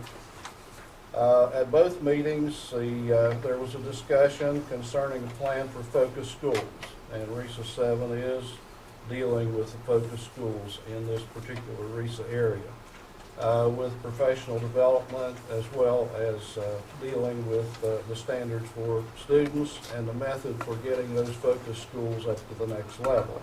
So that's one item that RESA 7 is very definitely focusing on. Dr. Howard O'Call from the School Board Association was at the September meeting, and of course he's been very busy working on a project for determining how county school boards can share some of their resources. And I think there is a good deal of discussion about various ways we can share. I know that RESA helps us with purchasing. I think that there's probably an expectation that it go beyond that. And in many ways, with today's technology, I'm sure financial officers and others could be shared. But there is a reluctance. I think there's a fear. And as I pointed out at the meeting, in some of our small rural counties, the major sources of employment are number 1, the courthouse, number 2, the state road garage, and number 3, the Board of Education. And people are very reluctant to give up any employment opportunities. I think that regardless of what we feel personally about it, that this is a move that is on its way, and I think in the next 4 or 5 years we will see a number of efforts to consolidate positions and services, and I think some of it makes practical sense. One other element that came up was a proposal by Dr. Parsons that we seek some extra funding to develop a model teacher education program. Because the one problem we have, we're into some new standards. We also have had a decline in teacher education programs in the higher education institutions in the state, and there is a need for an up-to-date teacher training program that will fulfill the needs of the new standards. I think she was informed very quickly by Mr. Panetta, the State Board's finance person, that we're not looking at more money. You know, if you folks want a teacher education program, hold hands and work and get it done. And I put my 2 cents worth in the higher education when the federal stimulus money runs out in 2014. They're looking at their own financial woes. And so I've had some discussions with some folks. There is a need for a pilot program, and I think we could probably get private corporate sponsorship to initiate such a program. And, you know, we would have to have the cooperation of an institution in the state. We'd have to get some cost figures, and I have some people working on that. I've talked with the Dean of Teacher Ed at WVU, and I'm also going to meet with folks at Fairmont State. But somewhere in the state, we need that program, and if we get it today, we're still looking at 3, 4, or 5 years before we have products coming out. But right now, I think we're floundering around. We all know what is needed, but no one has put it together to do it. And in fact, I think higher education was sort of taken by surprise with the reforms in public education. And so we really are not prepared. But I have a lot of support from folks who would like to see a teacher training academy or institute that would serve as a model for our state. I don't know if you saw the national study on teacher training that came out, Carl, a couple of months ago? All the teacher training institutions in the United States were evaluated on a scale of 1 to 4, 4 being the best. There were 2 schools in the United States that scored a 4, Vanderbilt and Ohio State. In West Virginia, the highest score was 1.5. So folks, we got work to do. And I think as we look at, and I really applaud people's efforts to improve public education, but it has to go hand in hand with the overall efforts to raise the water level in education, both higher education and in public schools, because one complements the other. And there are some folks who are at work trying to get this done. And I just wanted to tell you that this came up, it's been discussed, and there are some of us looking for some private funding to get it underway.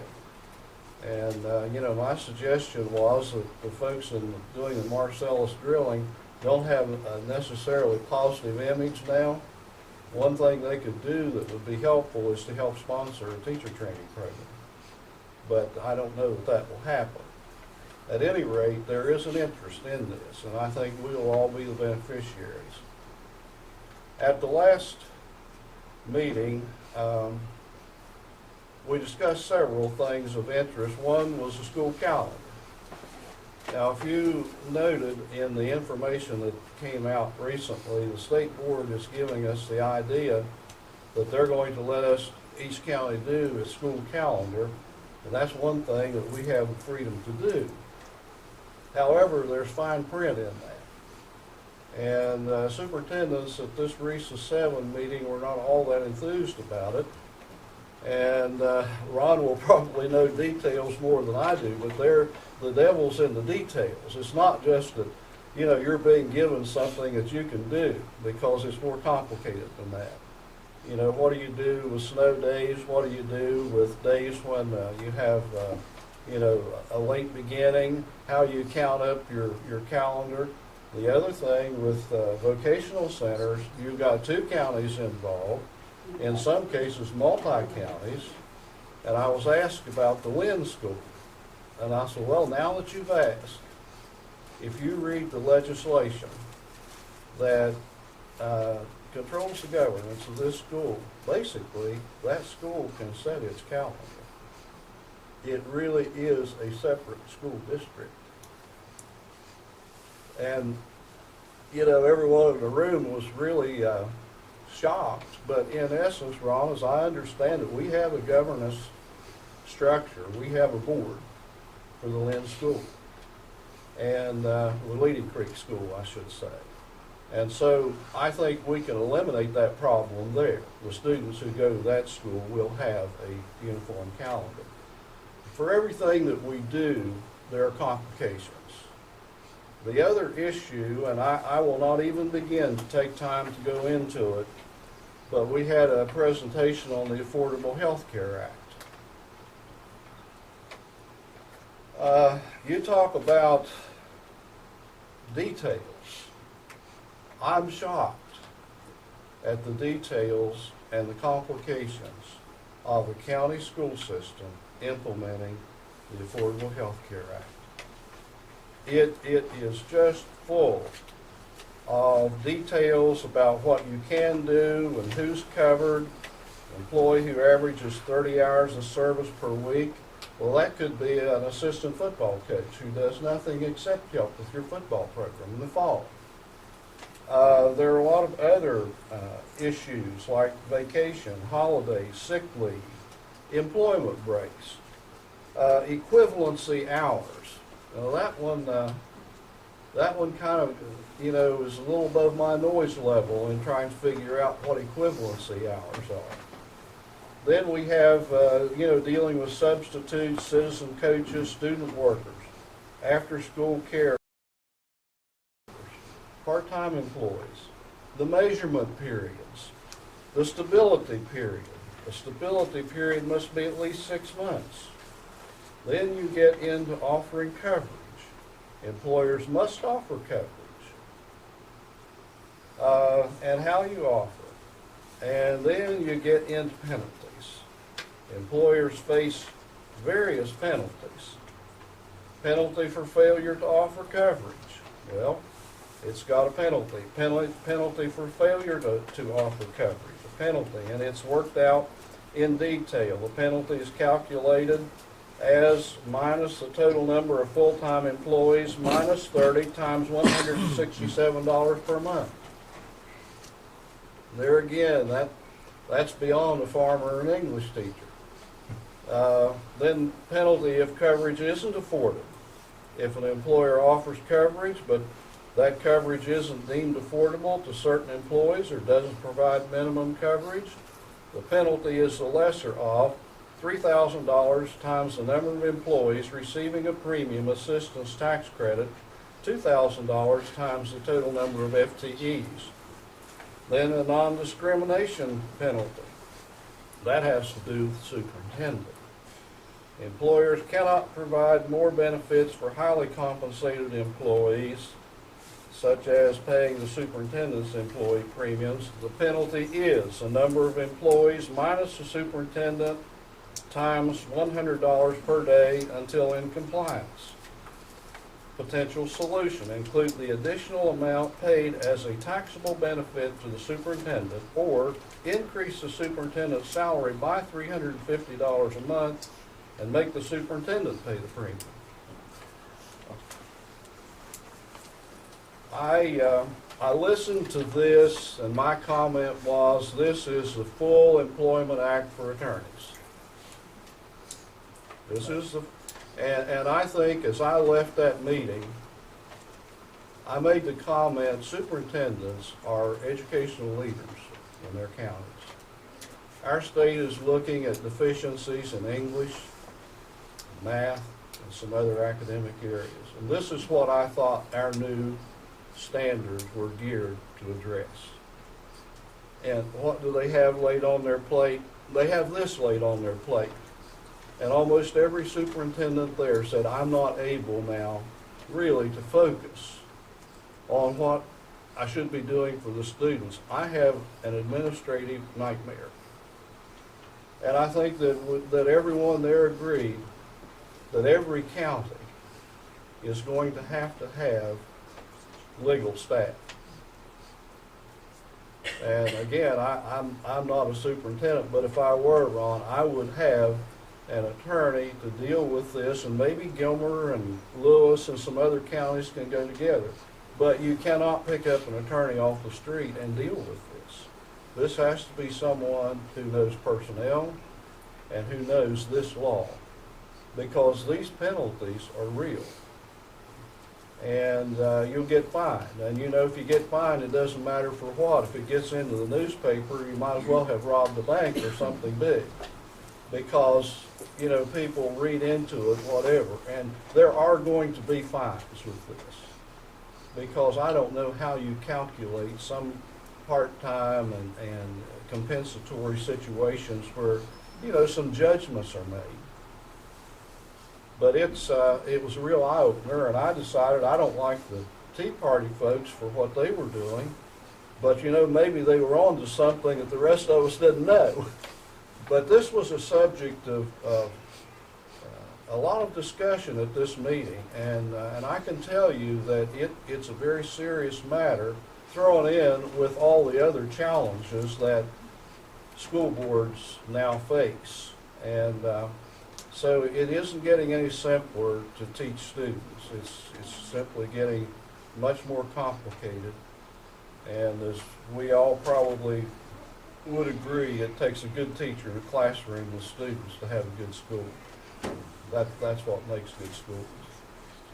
While I'm on this, Dr. Armour, we spent a day at a good school in Gilmer County a few days ago. We took a 100-year-old engine and a grist mill to Normantown, and we ground cornmeal for the students. And Dr. Armour, I'll let you say what you want to about it. Well, he caught me by surprise, so that's what just came off the top of my head. But the thing that impressed me most was just to watch the children, and to listen to what they had to say. One little boy, it must have been preschool, he looked at the engine and was making puffs of smoke. And he said, "Oh, it's how clouds are made. That's a cloud making machine." Well, that was probably correct. And another thing that I noticed, that the children talked about family members. Who do you think was the most mentioned family member? Mother. I'm going to tell Mother what I said. You know, I'd like to get some of that apple butter from Mother. So just realize the importance of a mother when these little children come in and verify that. But I guess the thing that impressed me the most was when you look at these children and see what they're capable of. It is an unforgivable crime that we're not giving them every advantage that we can. Because among those children, we don't know what their talents are. They may be people that could do things that the rest of us would never think about. So whatever we can do to help the children of this county, we ought to lay aside differences, political concerns, whatever, and put all our effort into helping the children and the teachers. And to see the enthusiasm of the teachers was really impressive. And it was something to me to see, I don't know how many children you had there, but to see how well behaved the children were. And at very few times a teacher had to get a child to be in line. So there's something special about that school. I am not versed in K through 12 education. I have enough sense to walk in and realize something special, and something is special there. And I didn't get an opportunity to talk with the principal, but there she sits back there, and you and your staff certainly deserve a lot of genuine credit. And I know there are many other places and other teachers in the county, the same thing can be said. You're not in it to make the money. If you look at what we pay teachers in the state of West Virginia compared to the surrounding states, that's another disgrace. So you can't say the people are there for the money. You look at those little children being led by the hand, and the teacher there in front is the leader and the role model. You know why those teachers are there. So, thank you, teachers. Yeah, I agree, and I did get a chance to tell Faye this. I think she has a good school. I've been around a lot of schools in my life, and I do, just a little test, and there's a good feeling at your school. And it shows with the teachers, and it shows with the kids. And, I was proud of it.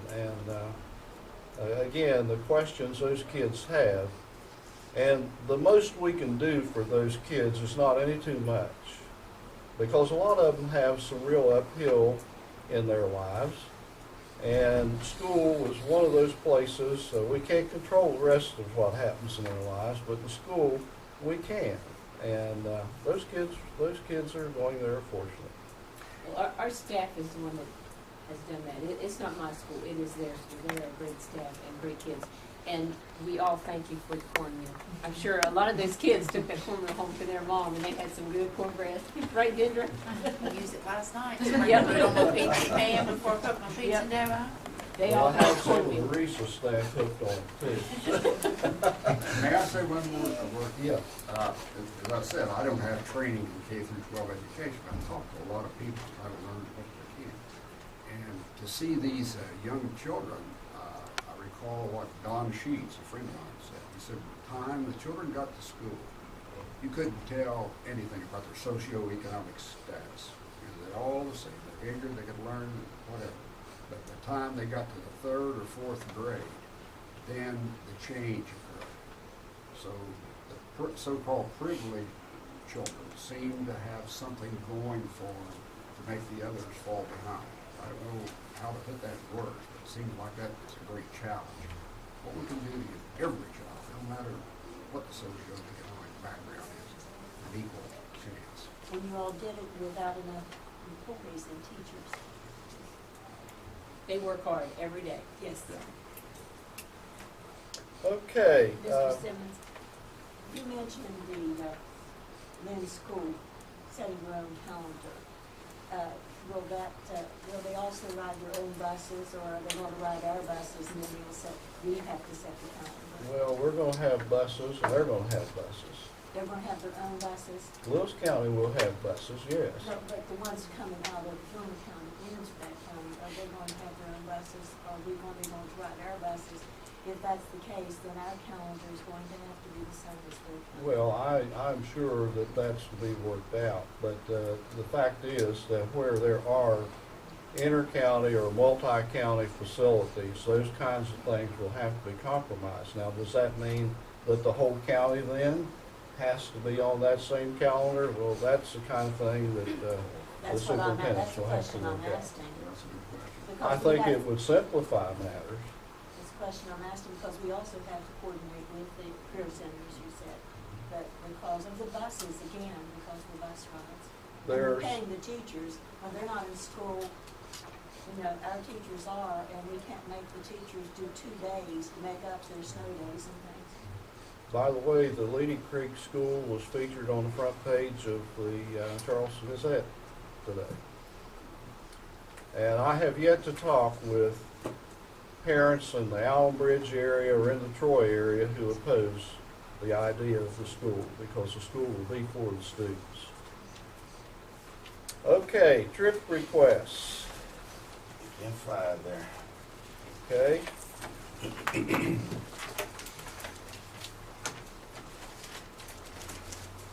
Do you want to deal with these as a group or separately?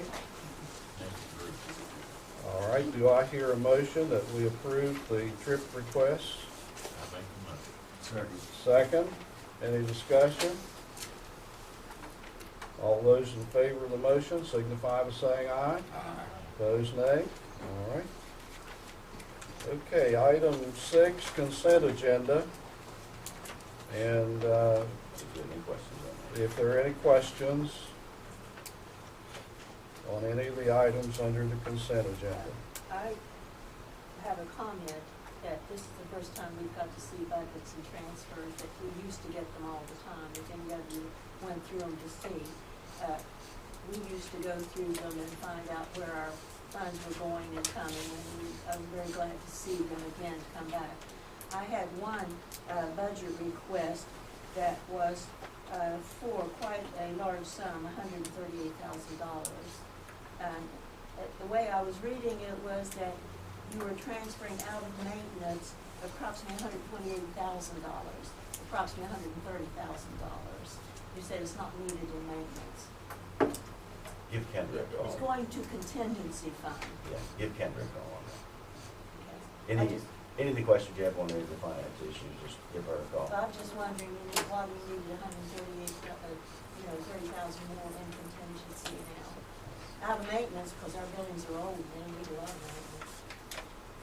May I ask a question, and again, I can call and talk to her, but on page 5 of the postings for bills paid, there's an item there, almost $36,000 paid to Williamson Schreiber. Is that for work on the Cedar Creek site or the Lynn site? More than likely the Lynn site, because we have to pay the MOU says that we pay the construction and engineering cost, and then the other part of it is paid by Lewis County, but that's from grants that we receive from the SBA. Any other questions? Okay, so this is an item we don't have to act on. Item 7, board concerns. We're gonna talk about you go. We'll talk about the goals, and if you recall, we're getting around to those. Dr. O'Call was going to come and work with us on those goals, and he has been busy, and so we need to go ahead and establish what we consider to be our highest priority goals for the remaining part of the year. And I'm very optimistic that before too long, we will have at least part, if not all, of our county school system back. So I think this is a very important item for us. Major goal. That a major goal is to have the return of the Gilmer County schools back to the Gilmer County Board of Education. All right, that's a good one.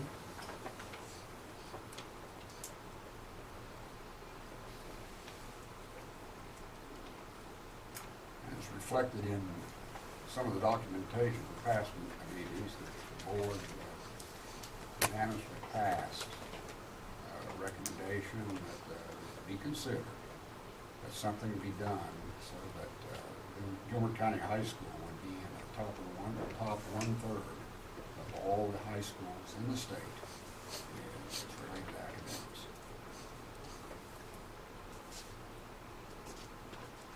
Pertaining to a resolution. Pertaining to the resolution. Yes, that's one. That's one of our goals. Okay, anything else? I think if we can accomplish those two, it certainly will be a major accomplishment. I think there's the other thing that I would like, because I get questions and I can't answer, and I think the more we know, the better served we'll be. But I think, Ron, if we could have a discussion about the planning of the Cedar Creek school so that we know and can tell people at least what we know at this point, because there's a lot of misinformation out there and I'm not in a position to correct it. So I think one of our goals should be clarification of the new consolidated elementary school. Do you want me to have our architect come in and make these? I think that would be good.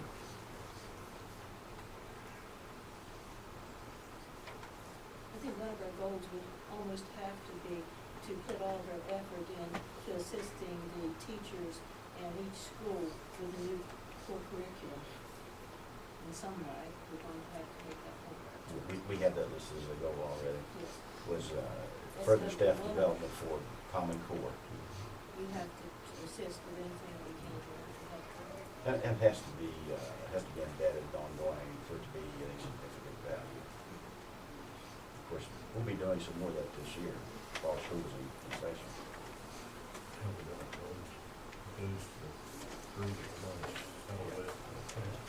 I think that 3 would be enough. There's so much going on in public education now. The dust will be settling for a long time, and what we're undergoing is basically a cultural change in our public school systems, and that doesn't happen overnight. I think a lot of what we're doing, we may think next spring that it's going to be a different world, but it isn't going to happen that quickly. This is a process of development. One of my concerns had something to do with what you were talking about, the Affordable Care Act that's going to be unaffordable. I think particularly for the school board, because when I look down through the list of all our substitutes, a lot of them already have insurance because they're retired teachers and administrators or whatever. But how are we going to handle substitutes? That's a good question. We don't have From that now on, option. because we don't have the money to pay that insurance for them. So, is somebody gonna be looking and say, hey, I can call so-and-so to come in, because they have insurance. That's an issue that I think the state's probably gonna have to address now. I think We've all got the same problem, right? I think every superintendent at the recent meeting sees this as having the potential for a real financial drain on their counties. I don't see how we can address that. We can't. And I read an article that said that if you have a full-time, which means it's more than 21 hours, volunteer, that you have to offer them insurance. That's gonna change a lot of the practices, I think, statewide. So, you know, you got someone wanting to volunteer, but you can't afford to have the volunteer. I mean, that's crazy. Yes. You know. Don't you think that if we take this up by the legislature to ask the federal to make changes in the Affordable Care Act to take into consideration some of these things, a lot of these things might be taken in consideration? Doesn't appear that Washington's been willing to do that so far. Well, I know, I'm not going to get into the Republican Democrat thing. What I'm saying is that everything we've ever done, all down through the ages, had to be redone till we got it right in some way or another. And I do not think they will leave all these things out there without changing some of it. I would certainly hope not. I would hope not. I think that at the end of the meeting, it was agreed that at the November 14th meeting, the next meeting of RISA, that they're going to ask Bowles and Rice to come and explain how, as a group of counties, we might consolidate our efforts and develop common policies with dealing with this, because each county out here hanging by itself, they're going to be in trouble. It's something the school board has to get together and take into consideration and ask the legislature to take their power and go to Washington and say, we need to for this, we need to change some of these things because of this reason. Dr. Simmons, to echo what Mrs. Starkey had mentioned about regaining local control, and also what Dr. Arnold had brought up at the last meeting, I think that has to be a priority on our list. Here we have set for a long time here under state control, and many of the issues were fixed within 6 months of the takeover. We've heard over and over again, you're so close, you're so close. There needs to be some meaningful dialogue, just not a feel-good meeting. There needs to be some concrete decisions made, and whatever it takes for this board to be able to translate to the State Board of Education, State Department of Education, that we're ready to take the reins, and that, you know, I feel that it would be in capable hands, and we are eager to get started. We continue to ask what's left, and we hear we're just so close, but yet it seems so far away. And we're prepping our teachers. Principals got to be exhausted with what is the OEPA going to be expecting of us when they come. The teachers are constantly rehearsing that. And it's just really disappointing that month after month it comes and goes, and nothing happens. So I think that's got to be priority on our list. Well, You it know, is, Misty, and I've made it adamantly clear to Dr. Ferris, Mr. Heinlein, and all the folks involved that those of us on the board have other things we can do than the Pledge of Allegiance. We all know it now. And there are matters that we're willing and ready and able to work on, and if we're not going to do anything except the Pledge of Allegiance and trips, hey, I've got an Appalachian Heritage Museum over at Stonewall Jackson Lake I'm working on. I'm going to try to put together a teacher education program. I'm serious about that, and it'll help education, but I want to help here. I didn't get on this board because I was looking for something to do. I did because I was asked by people I trusted to please do it. So, yeah, I think the one thing I know, it's not going to simplify anything if we get control, because there's a lot that we may think we would have the power to do that we won't. I understand that now, but I think for our own growth and commitment, we need to have control back. And you know, Mr. Heinlein's told us we really don't have a problem. And I think the big problem, as I understand, I'm being perfectly candid here, was the facilities issues, and I think those are getting very close to being solved. So I agree with you, Misty. I think we all have lives. While we are committed to education, there are various ways that we can deal with it. And you know, the folks in Charleston understand this. And I think we're very close. The last time I talked with the audit folks, they're looking at our data. And I think, you know, I would be surprised if we don't get that audit soon. But even when that happens, Bill, I think that the changes that are being made, Charleston has assumed more and more of a control role, and more control has went to the regions. So county control is really limited.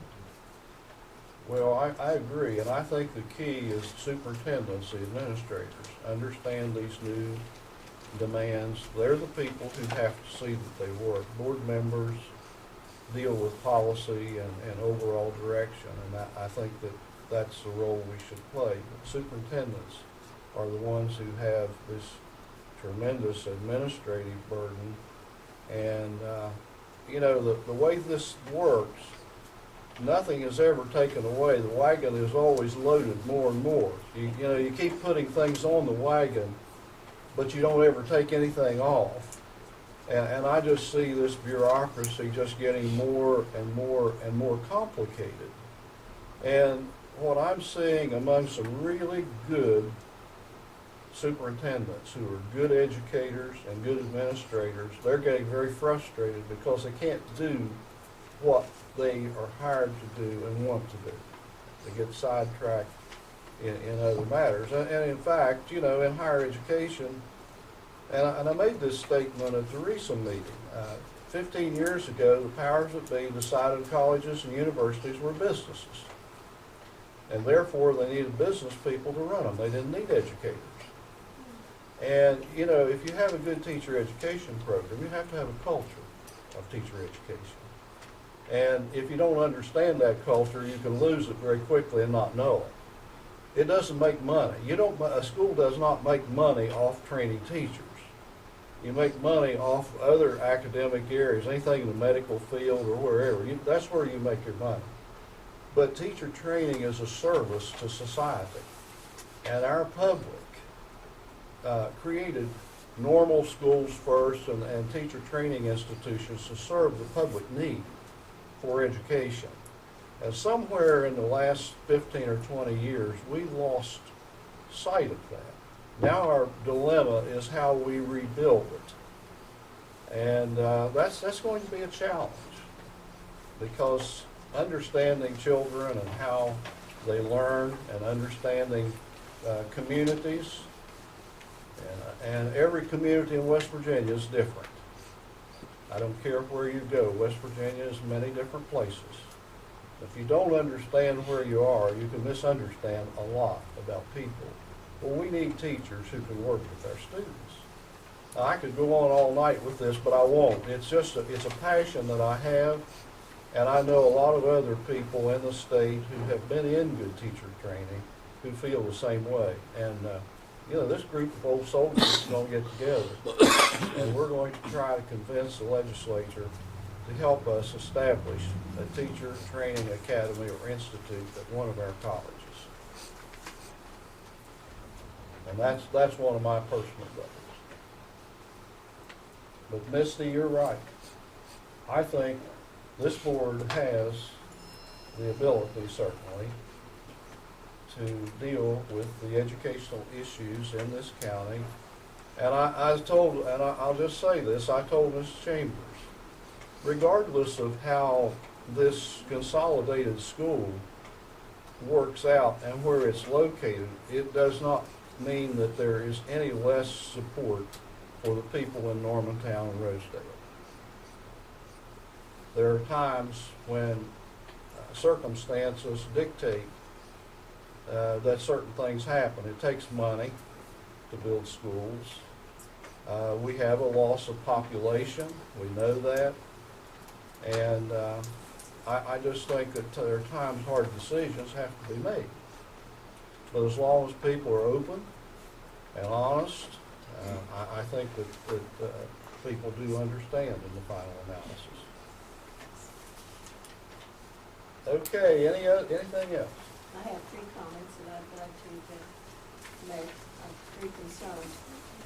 One of them is that I want to address Mrs. Hurley's request that she made in the last board meeting. I would like to be glad to say that I'm definitely willing to allow the people of Gilmer County to vote if they want just one school or they would like to have two schools. Mrs. Hurley came to us before in the meeting and asked that she has to present her stuff to Mr. Ferris, the state superintendent, at a meeting that she has by the end of the month. And he said that he asked the board to vote whether they would be okay for us to put before the people if they would like to have two schools instead of just one school in the whole county. And I'm willing to say outright, period, I'd be glad to allow the people to have a voice and say what they would like, since they've never had that alternative so far to say, we only want one school. None of their county people have.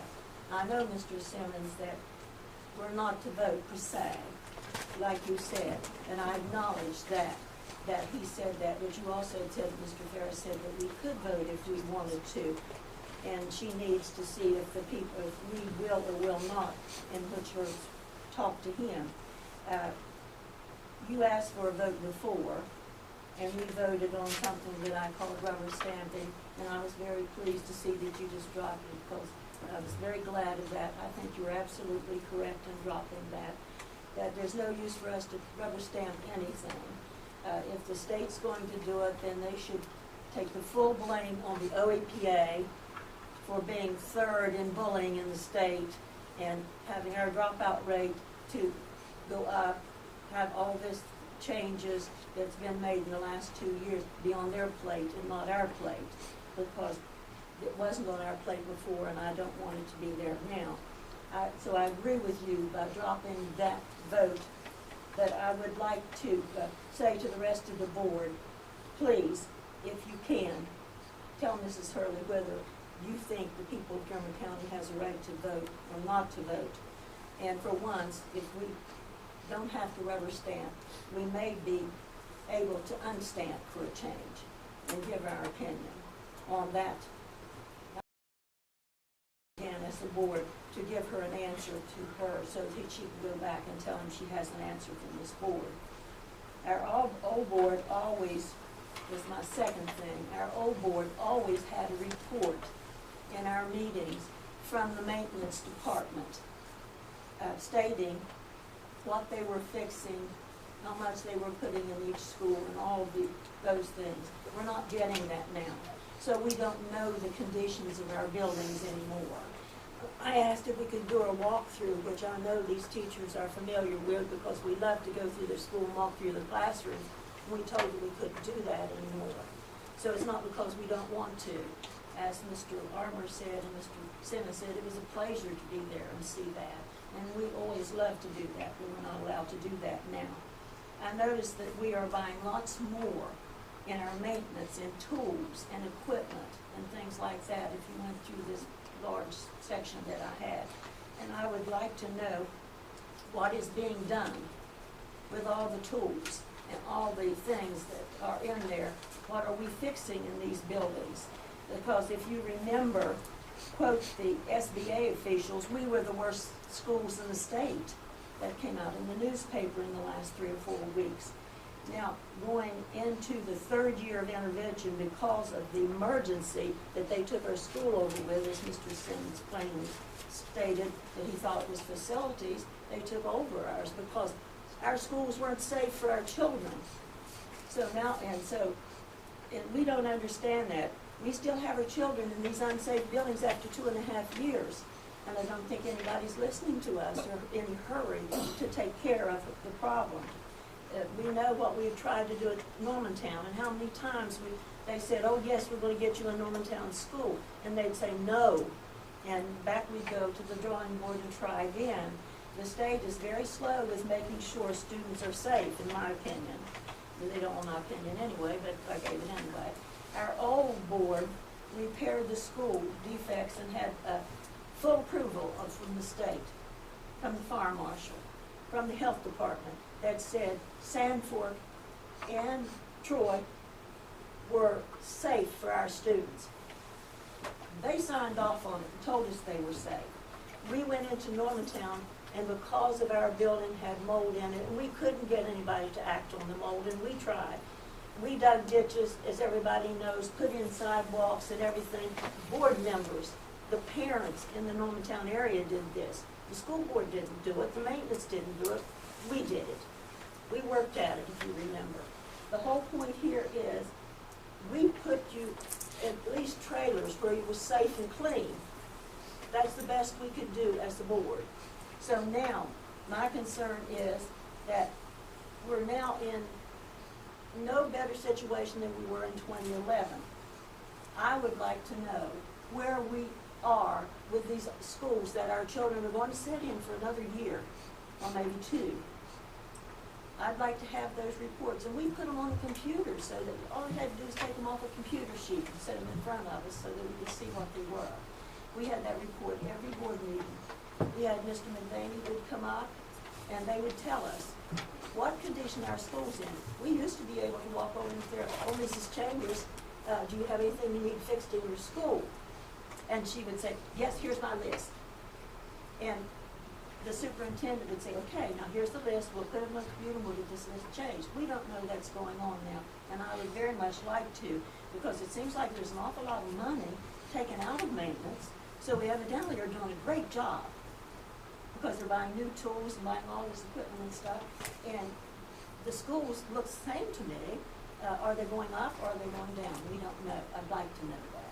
The other thing that I am concerned in is I'd like for the board to consider having buses at least once a year to start at the rec center or Rosedale or over Troy or up at Sanford, to allow people that want to go to the VOTEC school, just to look at it, it's an open house, to get on those buses in those locations and ride down to the VOTEC school and ride back during the school day, so they can see what's going on with our students in the VOTEC school, because they didn't take over our tech school, and they are going great guns, and you need to get on that bus, if he will allow you, at Normantown or Sanford or Troy, and ride down there and see what those kids are doing there. You would be really, really surprised how well it's going. But I will also say, I know how well it's going at Normantown, even though we did get enough because we got a principal that wasn't supposed to be there. We're very proud of our principal that's there. Okay, any other concerns? All right, we've set our goals and we've had our discussion of board concerns, and the next item on our agenda, delegations. And we have, first of all, Matthew McCarty, WVEA, on behalf of the faculty at Normantown. Good evening.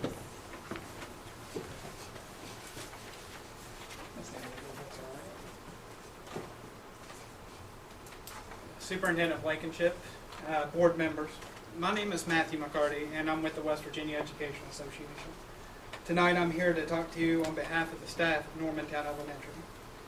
I'd like to thank the folks in Normantown for coming out this evening to support the students there at the school. That was a great conversation you had earlier about your experience out there at Normantown. And while you were having that conversation, you were asking about something that, things that we could do in support of the students, and that's why I'm here this evening. I'm here to ask you for another classroom teacher position at the school. Under the state's new set of standards, Normantown's a success school. I've traveled around the county here, and I've been to a lot of the schools. I've been to schools. I cover 6 counties, and one of the conversations that happens, a lot of folks recognize Normantown, not just by the new set of standards, but by a lot of other standards as well. A lot of folks want to teach there. A lot of families that I've spoke to would like their kids to go there. They love the school. What makes the school a success? What makes them successful? It's probably not the state-of-the-art facility. If you take a look at research, all research has proven that the single most important factor in the successful education of a child is a classroom teacher.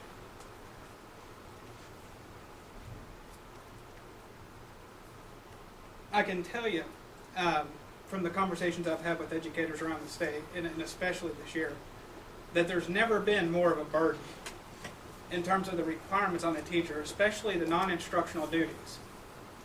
Teachers are overburdened, they're underpaid, and they're undervalued in our system and in our society. Yet they continue to do the work. And that's because teachers don't enter the profession, you said this earlier, for high praise or wealth. They're in it for the students. At Normantown, the staff does their job, and they do it very well. What makes it even more impressive is that they do the job of other teachers as well. They don't have a 5th grade position at the school. So the 2nd grade teacher covers 5th grade math, the 3rd grade teacher covers 5th grade grammar, 4th grade teacher covers 5th grade science, and the special ed teacher covers 5th grade social studies. The teachers, the principal, the service personnel at the school do a tremendous job. They work very well together, and they do it for the good of the students. Since the 2010-2011 school year, the enrollment at Normantown has continued to climb year after year. The numbers there are going up, they're not going down. Despite that, the school lost, this past year, starting this year, they lost a full-time special education position. It's now a half-time position. They've also been told that they're going to be losing a Title I position. It's really like taking a first-place runner, kind of breaking their ankles and saying, slow down, you're going too fast. When you take away positions and you take away resources from the school. Upon finding that out, that they'd be losing that half-time special ed position at the end of last year, the Normantown Faculty Senate and the LSIC sent a request to the county office asking the superintendent to consider restoring a full-time position or to add a 5th grade position there at the school. And they never received a response. If you take a look at the enrollment and the staffing numbers in this county, it's hard to argue that the lack of staff at Normantown is fair. They have the 2nd highest enrollment in the county for an elementary school, but they have the lowest number of staff. Normantown Elementary is a success school. If the school is going to remain a success, they need adequate resources. Several months ago, as the state superintendent, Dr. Ferris came in and spoke with you all about, while you were a state takeover county, having that conversation with each other, having those discussions, and continuing to do your work as if you did have the authority to act on a lot of things. This is really a great opportunity to do this, to have a conversation about the allocation of resources in the county. Are our schools adequately staffed the way that they should be? And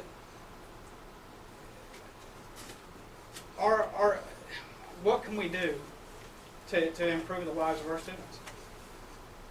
In the end, that's what it's about. It's about improving the lives of our students. The community deserves the discussion.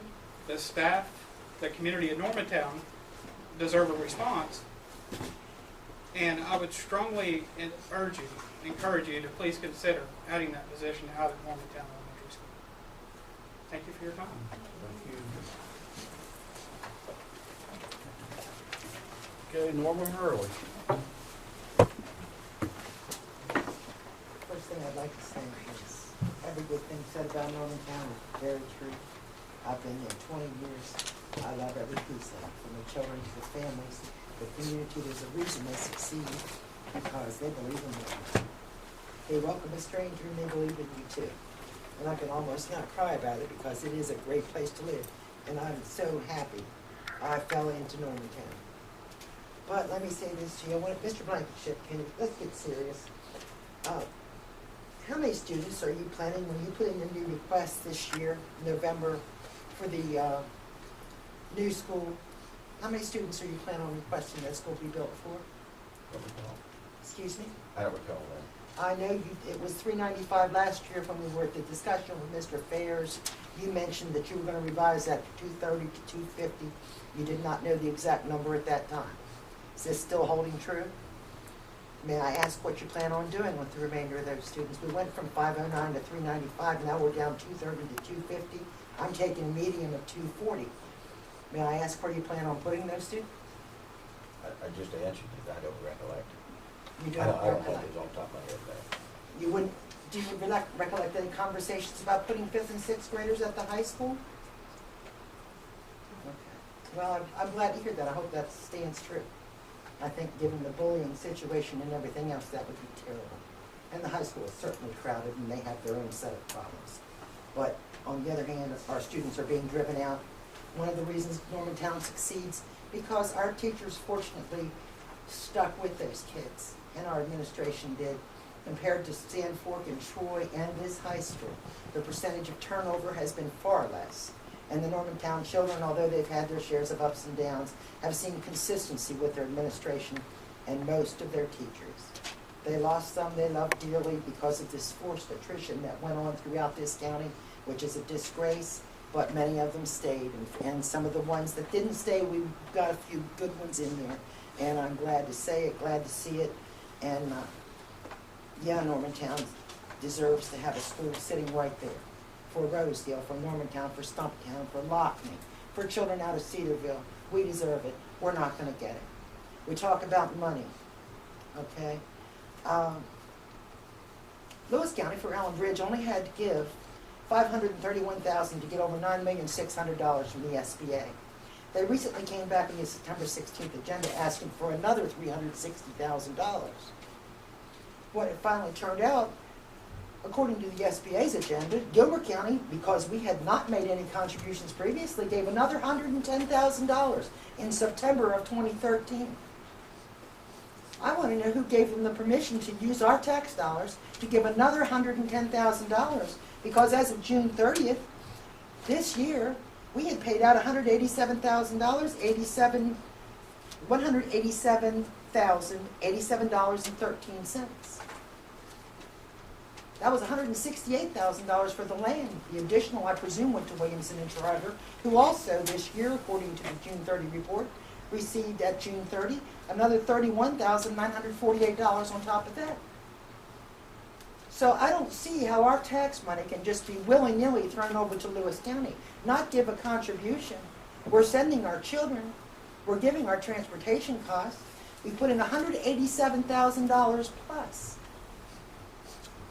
They're retaining ownership of the school.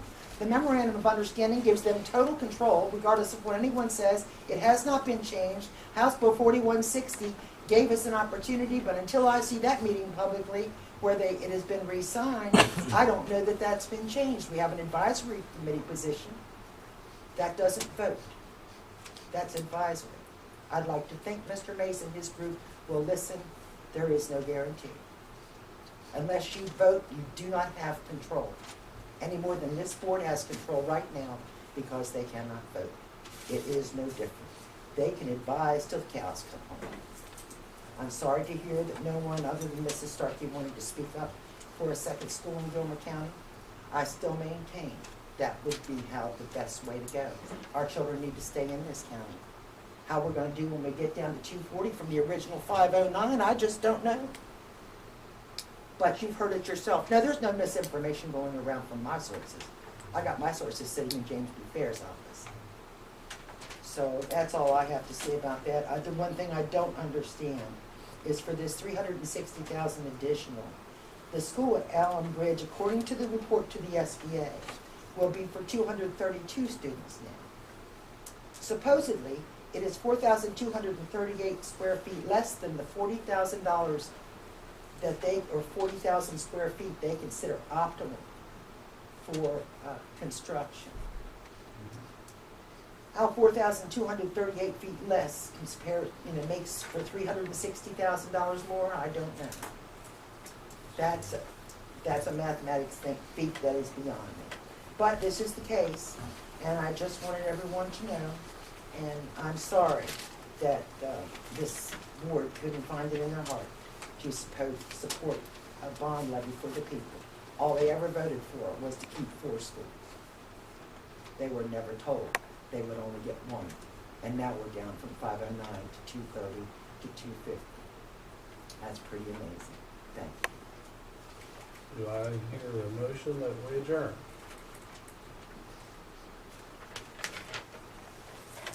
I'll make that motion. Second? Second. Stand adjourned. Thank you.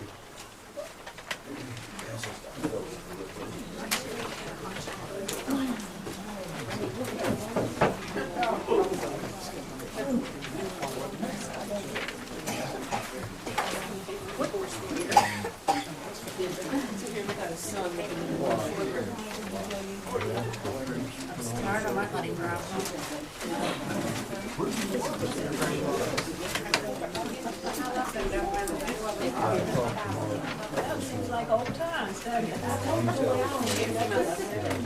Many times.